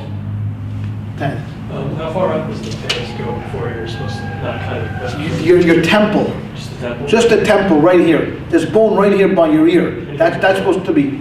Anything above that is oath. Forget about it. So as a kid, when I went for a haircut, my father told the barber, don't even dare think about cutting him above this, make him a little lower so you should have, because thank God we don't have, I shouldn't say thank God for this, but you know what, Chabad never incorporated the custom of the long payas. We have short payas we had, but still, you couldn't cut it above the, this temple bone. I guess this cheekbone is where it extends, into the ear. Is that written in the Talmud? In the Torah, it talks about payah. It talks about leaving a part of the field, which is precious, and that's how it became part of. And in the Torah, it says one should not cut the beard. You should not cut the beard. Now, how do Jews cut the beard? So we interpreted that you shouldn't cut a beard with a razor. So today in America, you have electric shavers, which everybody uses. I mean, my father uses powder, boy, and it stink up the house. I don't know what it was, but it was some powder that he would put on his face. It was a horrible powder that he put on, and he would later on he kept his beard because he thought I wouldn't be able to get married in Chabad because everybody has a beard, and my father had no beard. He said, I better grow a beard. So later in life, he joined the organization reluctantly. Yeah, go ahead. A question. Sure. You brought up marriage. Yes. Why is there a tendency in the Chabad or Lubavitch that when a shidduch is made, you said that your father was worried that you wouldn't make a good shidduch, that usually a child of a divorce will be set up with a child of divorce. And then my second question is, why are the parents are divorced, but why can they not walk their child down the aisle? Why do you have to have the two fathers? It's a very good question. It's a very good question. My daughter and I were talking about this all afternoon. Oh, that's a very good question. Let's start with the first. Start with the second question first. The second question is easy because that's a tradition. That became a tradition. Since it says Shushvikin, the unterfeers, that means the ones who walk down the aisle should be a couple. So since the parents are not couples anymore, so that kind of knocked them out. Just knocked them out of walking the children down. And as a matter of fact, many of Hasidim, the fathers walk the groom down and the mothers walk the bride down, so it's not even like a couple walking down. I always felt that odd, and I always told myself, what? I told my honey, when our children get married, I don't care. I'm going to walk. I want to walk my daughter down. It was great. I'm going to walk my son-in-law down. I hardly know this schmuck, this guy, this thing. He's stealing my daughter. Yeah, I know this guy. But when it came to the bottom line, I chickened out. I walked my son-in-law down. Okay, because I didn't have the guts, because they would say, oh, he's a rebel, then my next daughter's not going to be able to get married, they're revolutionary. Yeah, I didn't want to start with this, but I had such a desire, because my daughters were my life. This was me, but so that's why, because it says, Shushvikin, the Untafir should be a married couple. It's Kabbalistically better that way. So the parents, if they're divorced, they've made a decision to separate, so the blessing is not there, and they lose it. Okay? I'm not worried so much about divorced parents. What really hurts me is, what about a widow? A widow whose husband passed away, she can't walk her daughter down. I mean, she could walk, but you know what? It means someone's holding her daughter's arm, and she's holding the arm of the one who's holding her daughter's arm. Okay? But since that's, those are the breaks of life, as we call it. Sometimes they work for you, sometimes they work against you. That's just custom, Kabbalistic reasons, blessings, and that's the way it goes. Fine. Excuse me. The first, Who walks the dog? usually a brother, Oh. a married brother, a married uncle, somebody that's married with a couple. Well, depending on each. I'll tell you, my second son-in-law, my daughter Goldie, got married. His father had passed away. He had no father, so his uncle walked him down, and his mother kind of held on to her sister-in-law's arm, walking my daughter, who she hardly knew, down the aisle. And it was a little strange, but that's the way. I would have, in normal circumstances, she would have walked her son down. I mean, the father is gone, so but c'est la vie, that's the custom, and it's hard to break a custom. The first question is a much more interesting question, because it really has to deal with snobbiness, and it has to deal with tribalism and a whole study of how a community is built. You know what? You look around, forget about Hasidim. Take a look around the world, okay? Queen Elizabeth has a son. Who's he going to marry? Now, you could have the most beautiful girl living down the street. If she's a commoner, you have to be like King Edward to give everything up for the Michigan and Wallace, right? You have to give up. Most time, royalty will marry royalty. That's the way it goes. Why? Because in their minds, it's either the blood, the genes, the upbringing. I mean, what's a commoner going to be doing with Prince Charles, this wonderful, erudite, cultured person? So right away, this was true starting from day one within Judaism. Abraham tells Eliezer, I only want a girl from my family. I don't want Isaac to marry any girl that lived here in Canaan. Simply doesn't want. Absolutely. But what about if she's pretty, she's good? Absolutely not. Don't want it. Why? Because she grew up in this milieu, she grew up in this environment. Absolutely forget about it. Okay. If that's true about Abraham and that's true about royalty, let's fast run to community here in America. So you have Chabad is made up of a different number of worlds that came together. There's what we call Spitz Chabad. Spitz is the point of Chabad. Who is Spitz Chabad? Those people that came from Russia. The ones whose grandparents and grandmothers were Chabadniks that went back generations, whose grandparents were Hasidim of not only this Rebbe, of the previous Rebbe, of the Rebbe Rashab. They are the royalty in Lubavitch. I mean, not me, I'm talking about me. If I'm Spitz Chabad, my grandfather was a Chassid of the Rebbe Marasha, my great-grandfather was a Chassid of it. I'm special.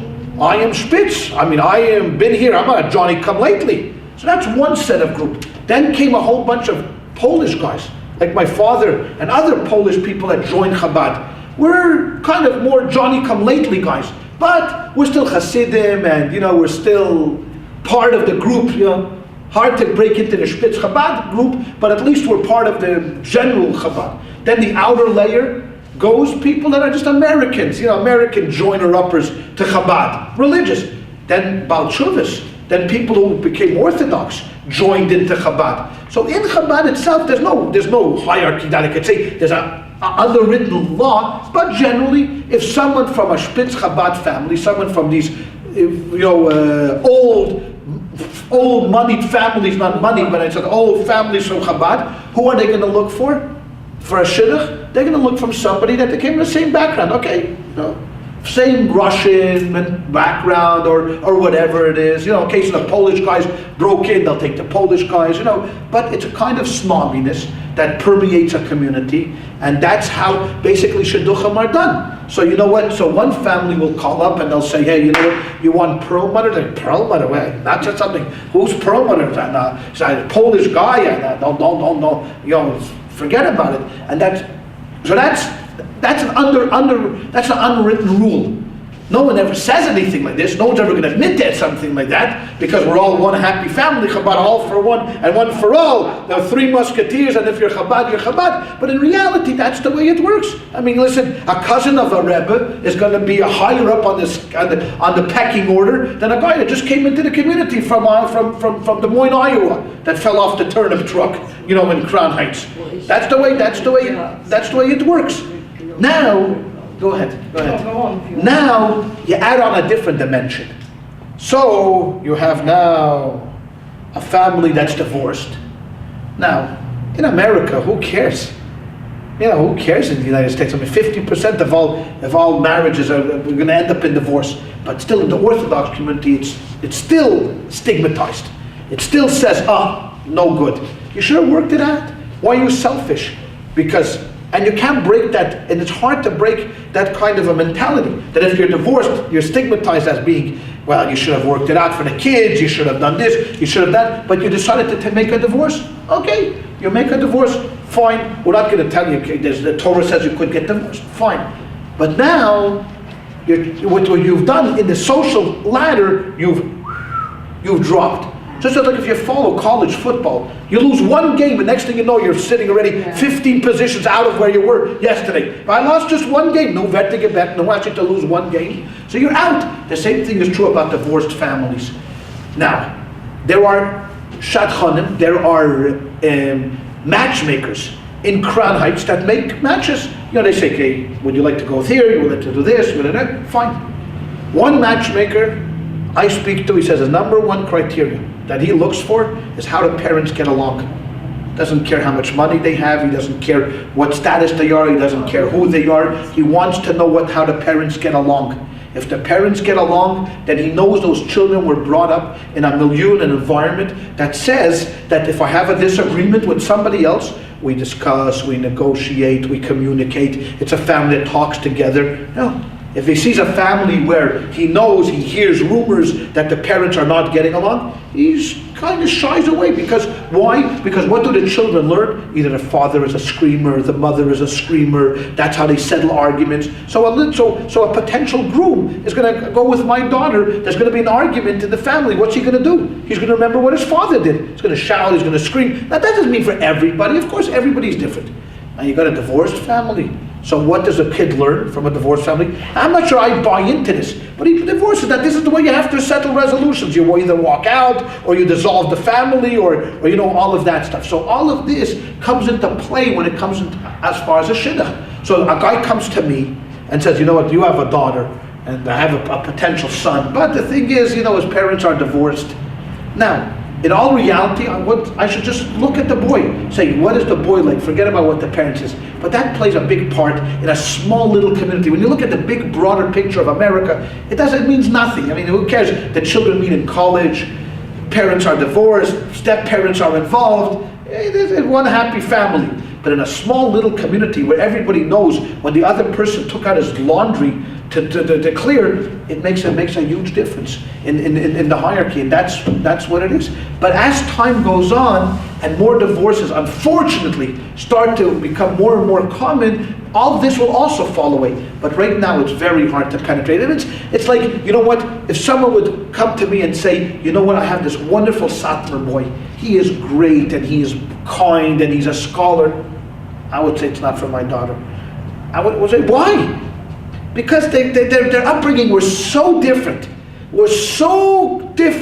And even if this guy is, nice guy, But you know what? My daughter grew up in California in a different milieu. She was exposed to so many different things. He grew up in a ghetto of Williamsburg. He saw Judaism in one sense. It's not for me. I mean, if I could have my choice of guys, I would take a Lubavitcher, even though Satmars are nice people and they're kind and they're generous and all of that stuff. But that's the way it works in the Hasidic community. In a small little shtetl mentality, that's what happens by divorce. It's in many cases it's unfair because if the father's abusive, you got to tell the mother to go. I mean, what are you going to keep the mother in a terrible relationship like this?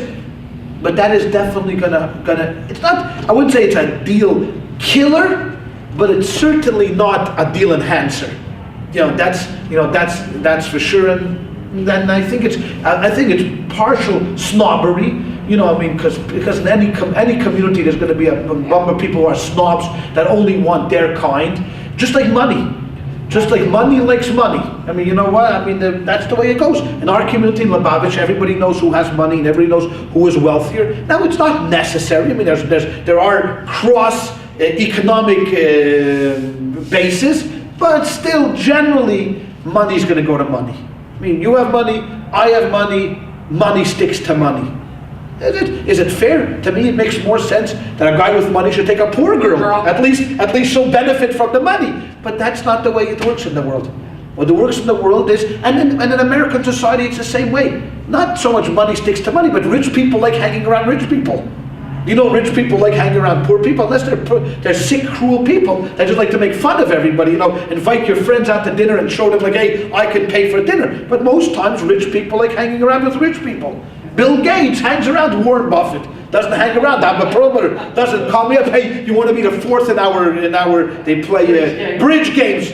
What do they need Abba Perelmuter for? Because they say, okay, tomorrow we're going to play bridge in Tahiti. So I got to go down to the bank, get a loan, to pay for the ticket. I got to fly, regular coach. I got a special food. Who needs to hang around this guy? So that's the way rich people are. They want to party together. They want to live together. It's snobbery.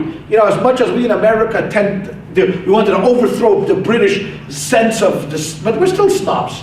We're still snobs here in America, and it crosses over to the Hasidic community as well. It's every community, is like that. You're going to have a hierarchy of people. Thank you. I have a question still. We'll go back to the dress code and stuff. Sure. Okay, the kippah, the yarmulke. Yeah.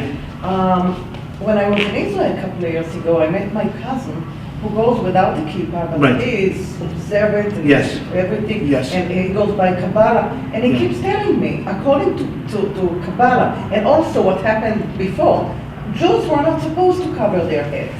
And I wonder if it comes from the Torah, if there is anywhere that I'm not aware of. In the Torah itself, there's no mitzvah to wear a yarmulke. So That's where not does it come okay. from? This is an old tradition, way back thousands of years old, that men always covered their hair. Now, their head. They didn't have to cover their hair. It was the women that covered their hair. It was the men that covered their head. And this is an old tradition that became part and parcel. Minig Yisol Torahi. There's an old rule in the Shulchan Aruch, in the Code of Jewish Law. A custom that has permeated among all Jews becomes a law. Like even I could say today, I don't want to wear the yarmulke. You can't. It became a law, and a yarmulke is a requirement of an Orthodox person. Okay. Fast forward to the United States. Come to the United States, Jews were allowed into universities. Come into universities, go to NYU, I get my law degree, I want to get a job at, what's that big firm in New York? Booz Allen, not Booz Allen, there's like a Booz Allen, but at Skadden Arps. There's a huge law firm, Skadden Arps. I come in there for my interview, they look at me, wearing a yarmulke, beard. Nah, we'll pass. Okay? Not today. This is in the 1940s, when they didn't have these laws where you could discriminate against religious people. This happened over and over. So they wrote to the rabbis, especially to Rabbi Moshe Feinstein. They said, what do we do? We're educated guys. We want jobs in law firms and banks, even doctors. So he said, he wrote in, it's clearly written, at the job, if it's only to work, you could take off your yarmulke. Meaning, yes, for a job position. Today it will be a lot harder because today very few law firms are going to refuse you because you wear a yarmulke. I mean, I had a friend that graduated from Harvard. He came with his black hat and his black coat to the interview, and he got a job at Skadden Arps. Fortunately, he didn't make partner. I'm not sure because he wore a beard, but it was very hard today to get away with discriminatory because you walk in with a turban. They better have a good reason for not hiring you besides the turban that you're wearing as a Sikh. But in the 40s, it wasn't, no one cared about that. If they didn't like you, they booted you out. So he wrote clearly, and Rabbi Feinstein was the most respected authority on halacha this generation, bar none. And I remember seeing it a little while ago, that if for a job, if it betters you, if it makes it easier for you to make a living, you may take off your yarmulke and shave, according to the halacha, I mean, with an electric, not a razor, but an electric shaver. But to work and from work, you have to put on the yarmulke. It means you have to, at the office, you take it off, and when you go from the office, you have to put it back on. And during eating, you have to wear it, and when you make a bracha, you have to wear it, everything. But at work itself, you may take it off. Do you have any idea when it started? The first yarmulke, I don't know. But I would say this goes back well before Talmudic times. Before? Oh, sure. Maybe not the yarmulke that we see today. Probably the yarmulke, sure, head covering was definitely by Talmudic times. Absolutely. I mean, in Talmud times, they said anybody who davens without a head covering is terrible. So there's nothing to talk about. It was way back when, thousands of years. The yarmulke itself probably was invented somewhere in the Middle Ages. Again, probably, as Bob had mentioned about prior to the Hasidim, as Visa Christelzach, as the Christians were away. So you went from a turban, you went to a place where they wore small hats, so you put on a small hat. Probably in Europe, they wore these big yarmulkes, these big black, like today cantors wear them, big black hats. That was more the style of Europe. In America, it got a little smaller, and then it got a little smaller. Now guys wear yarmulkes this big, the size of a quarter in the back of the head. But there's no question about it that this has become part and parcel of the Orthodox community. But he's allowed, but again, who would take advantage of this? Only the modern Orthodox. The very Hasidim would never even think in their wildest dreams of taking off a yarmulke at work. Never. I mean, I wouldn't go for a job.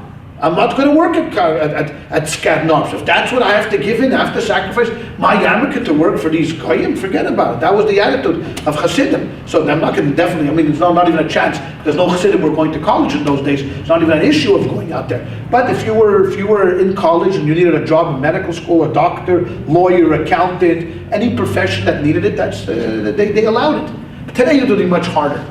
Today it would be harder to make the case, because there's no way, if you're a doctor with a yarmulke today, well, come on, there's doctors with long beards and all these things.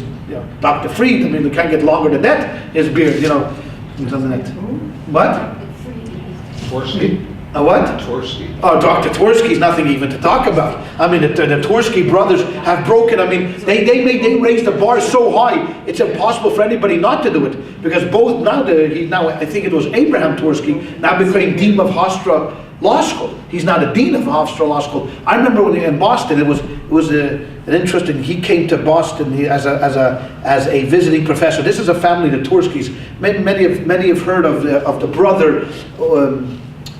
The psychiatrist, his name is Isaac? No. Is it Isaac? Abraham. It was Is Abraham the psychiatrist? Yes, he was the psychiatrist. Abraham is the He did all psychiatrist. this So work. his brother is the law professor. Another biblical name. I'm sure it's not Kenny. I'm sure it's either like Isaac or Jacob or something like that.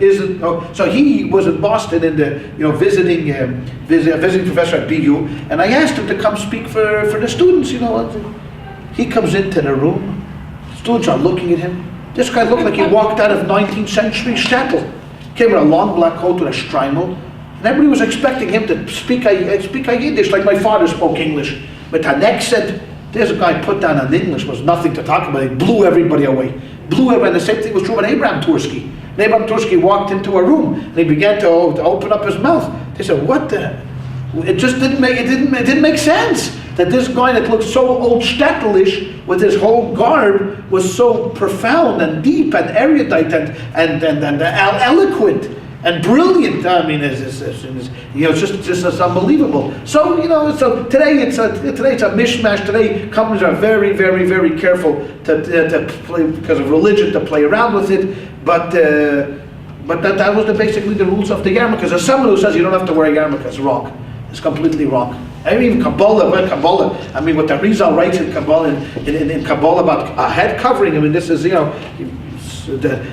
writes that Hashem's rays, because he could feel it. He was a Kabbalist.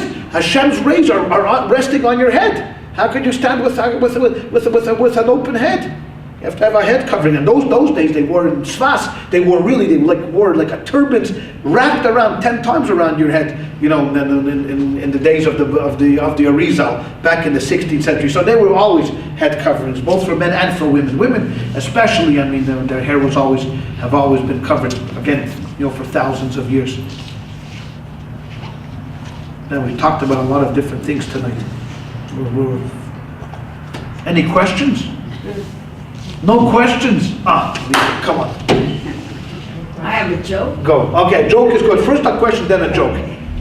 When we go to services at shul here, are women supposed to have their heads hair covered? It's a good question. You ask a very good question. We've never really instituted head coverings here for women in our shul. And the reason is because our feeling is that we want people to come in and feel comfortable. If you go to other Orthodox shows, they will ask you to cover the hair. They'll give you one of these dollies. I never felt comfortable with a dolly in the back. People come in here, they're just starting to appreciate their Yiddish kind of a little bit. I felt uncomfortable putting a thing on their head that you serve liquor on. Next thing I put my cup on their heads, on these dollies or a yarmulke. It just never felt right with me. So therefore I never instituted, I never really, but there are other places that actually do. But we're not a really typical Orthodox shul here. Guys come in shorts to shul sometimes. I mean, most Orthodox shuls, people don't come in with their cell phones on Shabbos, ringing. Sometimes in class, you got to pick up the cell phone on Shabbos. It just doesn't happen in most Orthodox, Orthodox shuls. But nonetheless, our feeling is we want to make people feel comfortable and whatever. So if people do want to cover their hair, if that's what they used to, go right ahead. But it's not a prerequisite to come into the shul here. But that would not be the case in many other Orthodox shuls. They probably would make you cover. Go ahead. Here's Joe. Come on. Oh, you were talking about how they always used a Jewish person to give them advice. And the King of England is in a lot of trouble. Yeah. And they advise him to go see a Jewish man who really knows how to take care of everything. And the bottom line is, he studies and studies for about a week, and he comes back to the king and he says, "King, if I was you, I would put everything in my wife's name."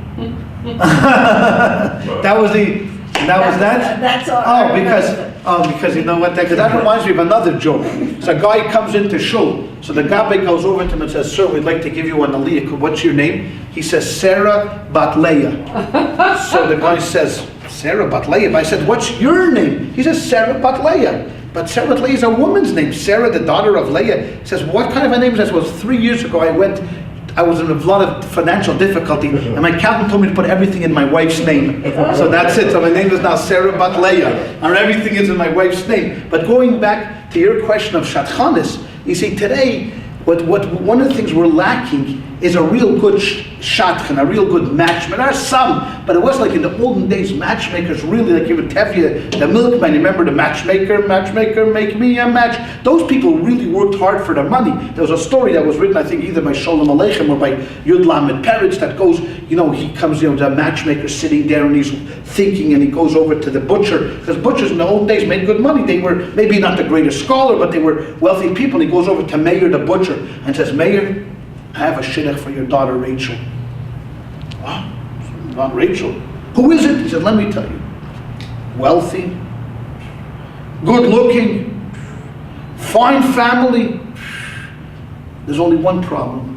"What's the problem?" "It's not Jewish." "Not Jewish? Who is it?" "It's the Prince of England." "It's not Jewish? How dare you come to me and tell me that you have a shidduch of a non-Jewish guy to my daughter?" He says, "Meir, let's be honest.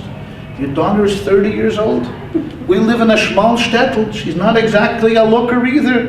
a little overweight, one eye is crooked, Mayor, if you take a look at your daughter, you'd see, come on, it's, thing. He says, but a guy, how could you offer a guy to my daughter? It's abomination. He says, Mayor, her biological clock is ticking. Look around the community. You see many eligible battlers here in this small shtetl, I'm telling you. Listen, Mayor, think about it. Don't tell me no right away. Go home, think it through, you make a decision. Okay. He goes home, opens up the door. In those days, they used to sit around the oven, the stove. He looks at his wife and his only daughter, Rachel. He talk it right. She's heavy. One eye shakes a little bit. She can't hear so well. He sees his wife. They're getting older. They want some grandchildren. But he's racked by guilt. How could he get a non-Jewish son-in-law?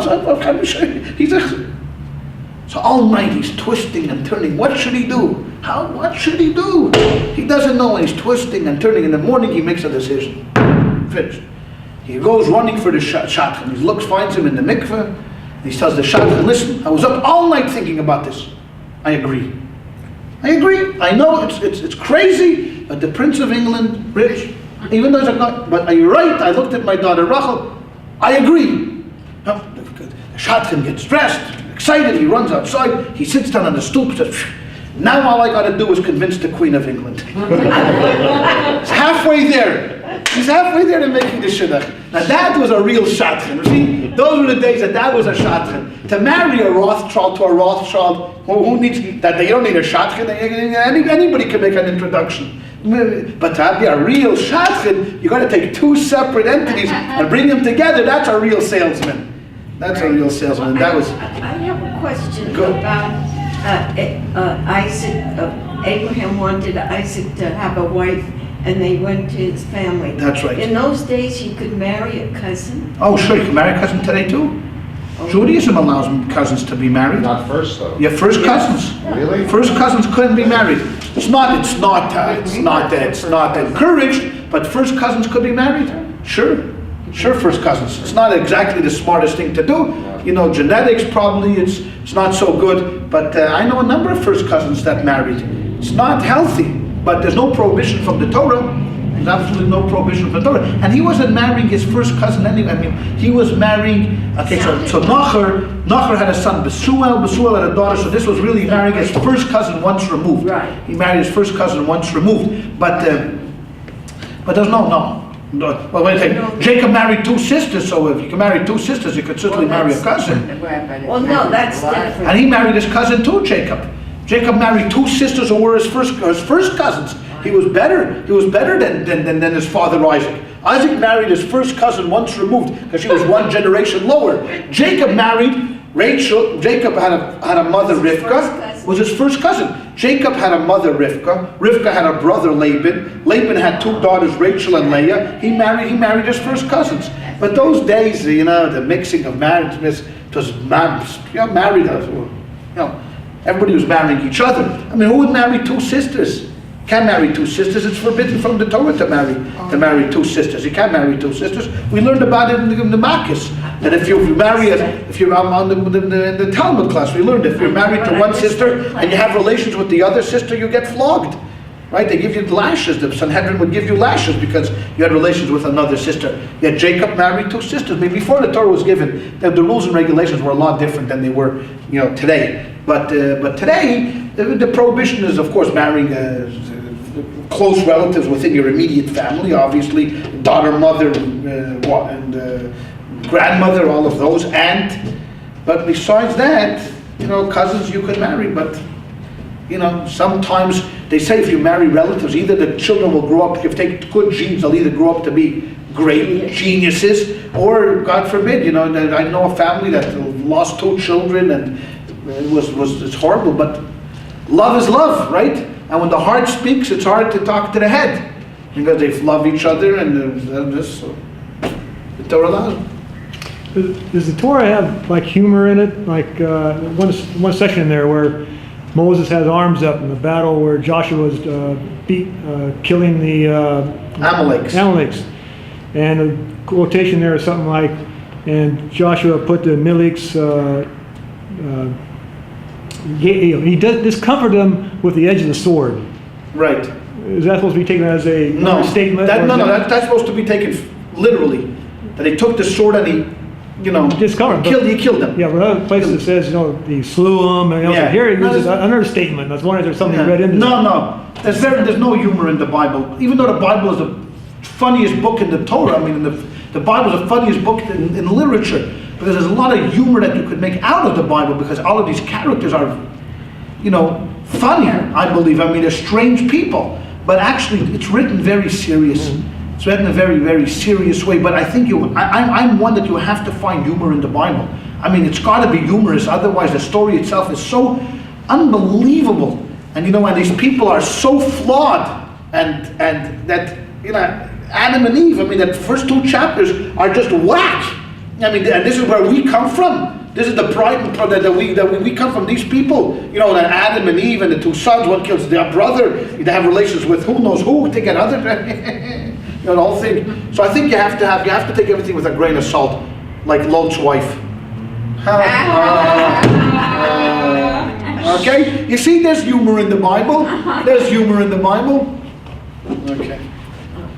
Is there any other questions? No? This is for another lecture. What, Lot's wife? Humor in the Bible. Oh, that we should know. No, I'll be honest with you, I'm going to do a whole series on humor in the Bible.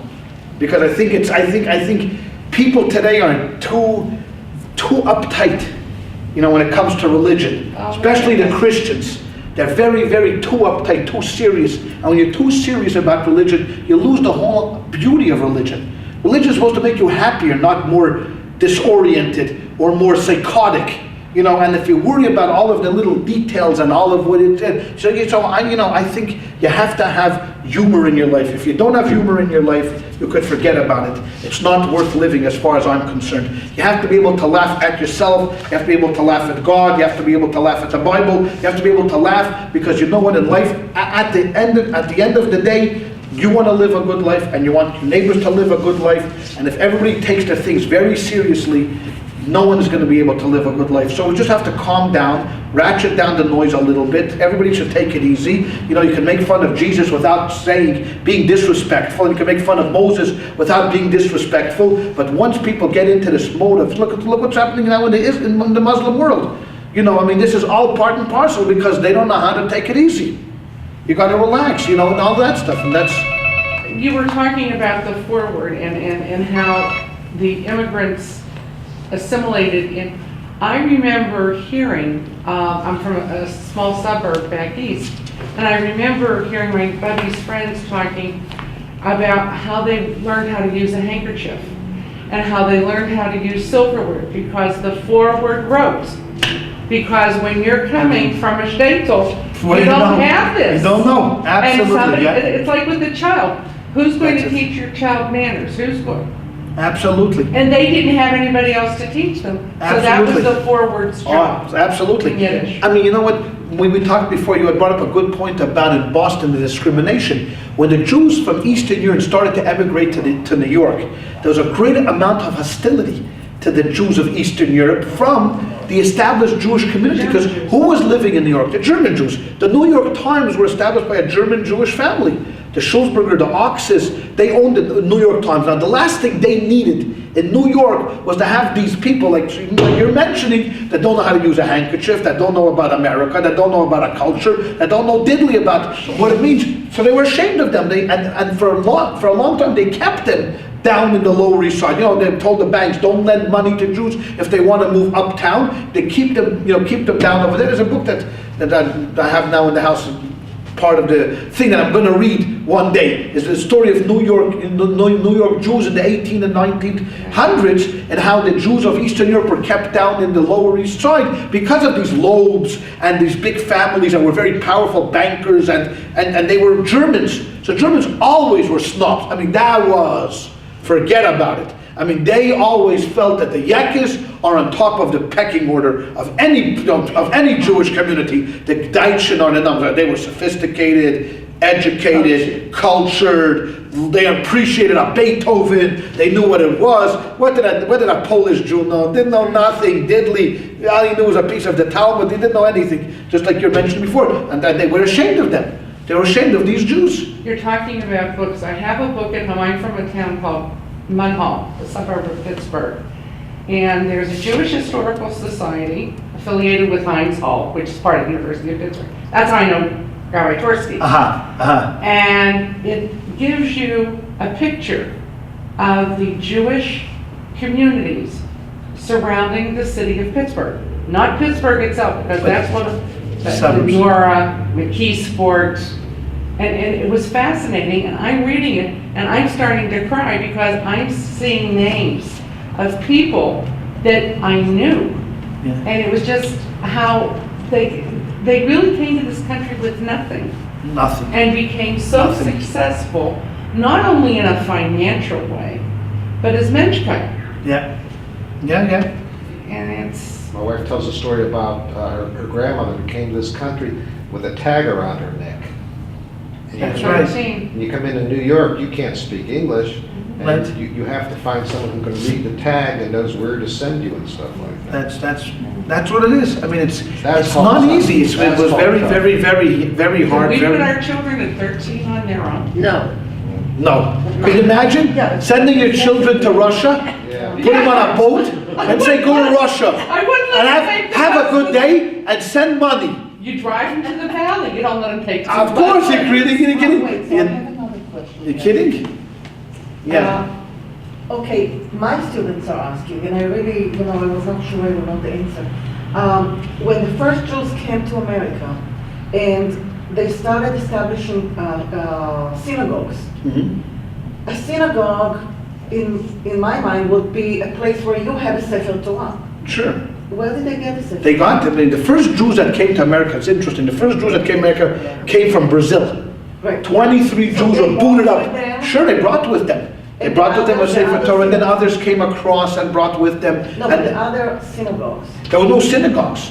Yeah. But before these people came, they established the first, even then it wasn't so simple because they weren't allowed to open a shul. I mean, they weren't that tolerant here in the United States. Till they were able to open up a shul, and the first thing, I think, Sheret Israel, I think, was the first shul in the United States. No, Rhode Island. Turo is the oldest shul in existence, meaning continuous shul. Turo, but I don't think it's the first shul. I think the first shul in America, the Sheret Israel shul, was the first shul in America. And Turo is still going on today. It's the longest continuous shul in the United States. So when they first came to New York, Peter Stuyvesant, the Chazer, he was a terrible anti-Semite. Wouldn't let them open up a shul till the Dutch company in Amsterdam forced them. And they were able to open up a shul, and they probably, it's a good question, but I would assume that they brought with them to say for Torah. Some of them brought, And others came from Eastern Europe, probably brought with them. I mean, this was not a phenomenon of carrying a Torah around. I mean, Jews have been mobile for thousands of years. Half Torah will travel. I mean, that's been our motto for years. And then eventually, little by little, a rabbi showed up, and that ruined the whole thing. Okay, but if it was another group of immigrants, and they came to another place, and they didn't have a book with them, what would it take to start a Sefer Torah? They would have to send from Europe? They have to send from Europe. For a sofer? Yep. And the sofer would have to come? Yeah, you didn't see the movie Frisco Kid? San Francisco needed a rabbi. Yeah. They sent a letter to the community in Europe. We need a rabbi. So they found San Francisco. They found this loser, and they sent them over there. That's how they got rabbis. They brought over seminarians from Europe. He came this way. Abraham Joshua Heschel. Right. One of the great scholars came this way and ended up over here in some small little town in Lexington, Kentucky, I think he ended up. And other rabbis the same way came from Europe, and they said, "We're clergymen. You got to let us in." Okay, they let them in, but they didn't end up in the Fifth Avenue synagogue right away. You had to pay your dues till you made it in America. That's how it started. Little yidel by yidel, literally yidel by yidel. You mentioned Brazil. Now, what is this, what, 23 Jews came from? What happened was Brazil was under the Dutch Empire, so they allowed Jews to live there. Then all of a sudden, Brazil was taken over by Portugal. Portugal had followed the Spanish in expelling all of the Jews, so they kicked out 23 Jews, and they moved to the one place where they would still let them in. In those days was a Dutch colony called New Amsterdam. And they were kind of more liberal. They've always been more liberal, and that's how it started. They let the Yidlach into the United States, and the rest is history, once they were in there. But it didn't last very long, because shortly afterwards, Britain anyways took over New Amsterdam and turned it into New York.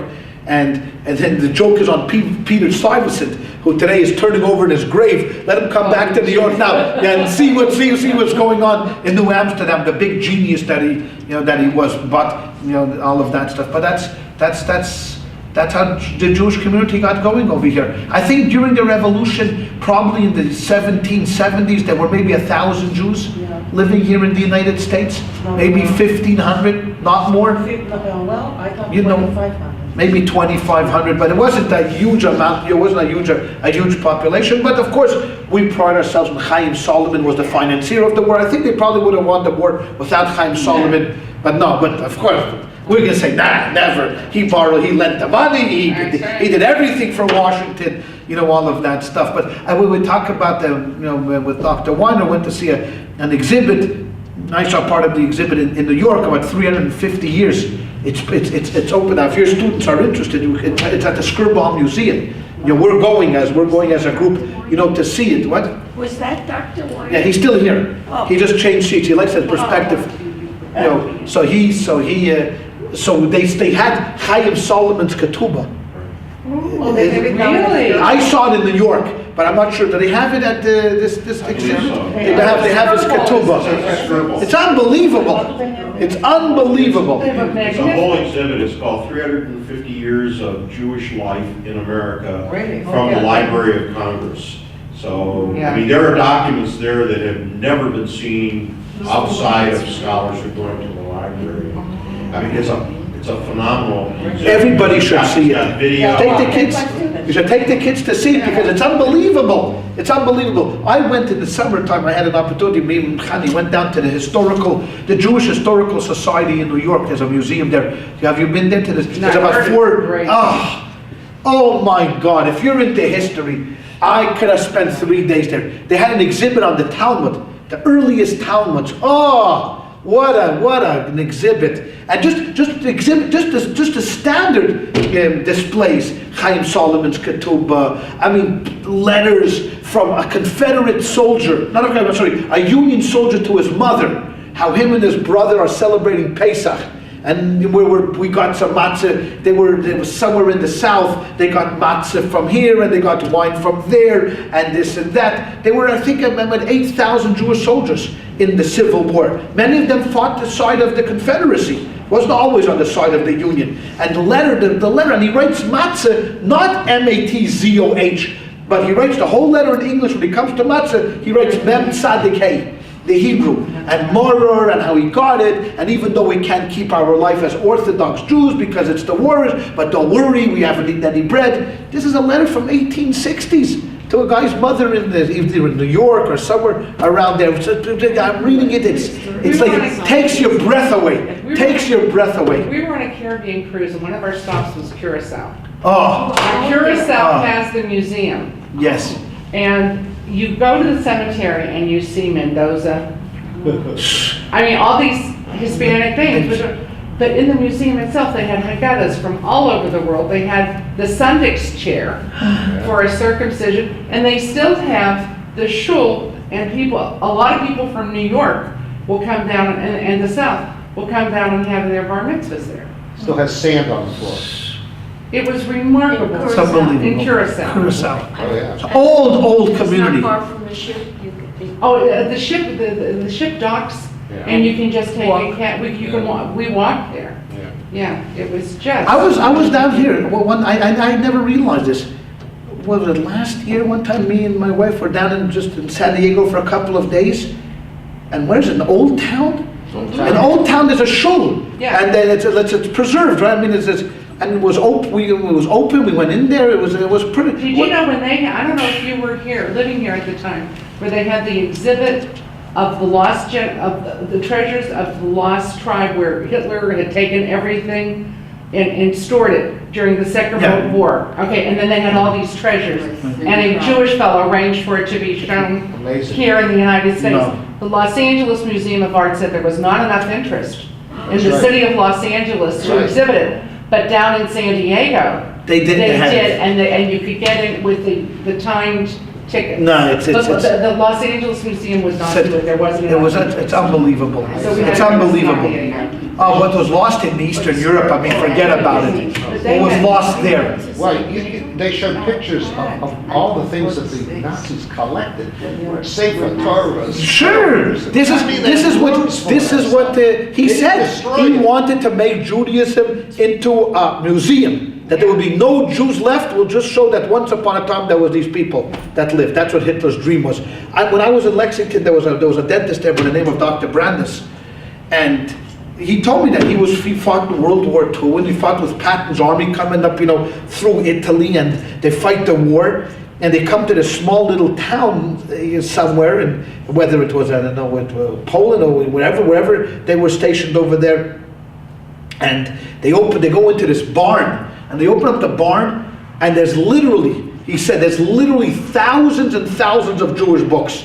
Now the American lieutenant that was in charge of this battalion called him because he was the Jew, and he said, like, Brandis, listen, I'm telling you right now, we walk out of here, this is gone.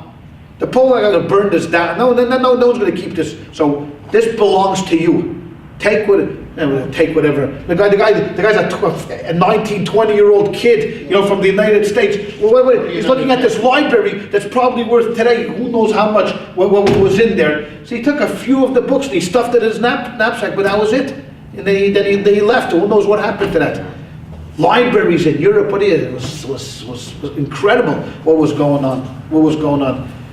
He destroyed a whole civilization. Sure. Not only of Jewish civilization. Destroyed a whole He wasn't too good to the Gentiles either. Wasn't too good to the Gentiles either. 50 million people were killed in World War II. 50 million. For what? For nothing. For a madman. Well, Stalin did pretty well too. He killed Yeah, Stalin killed 20 million people. Yeah, he was not far behind. Not far behind. You knew about it before. Is that I okay? researched it. We get enough tonight? I check on the internet. Yes? All right. Usually in Germany.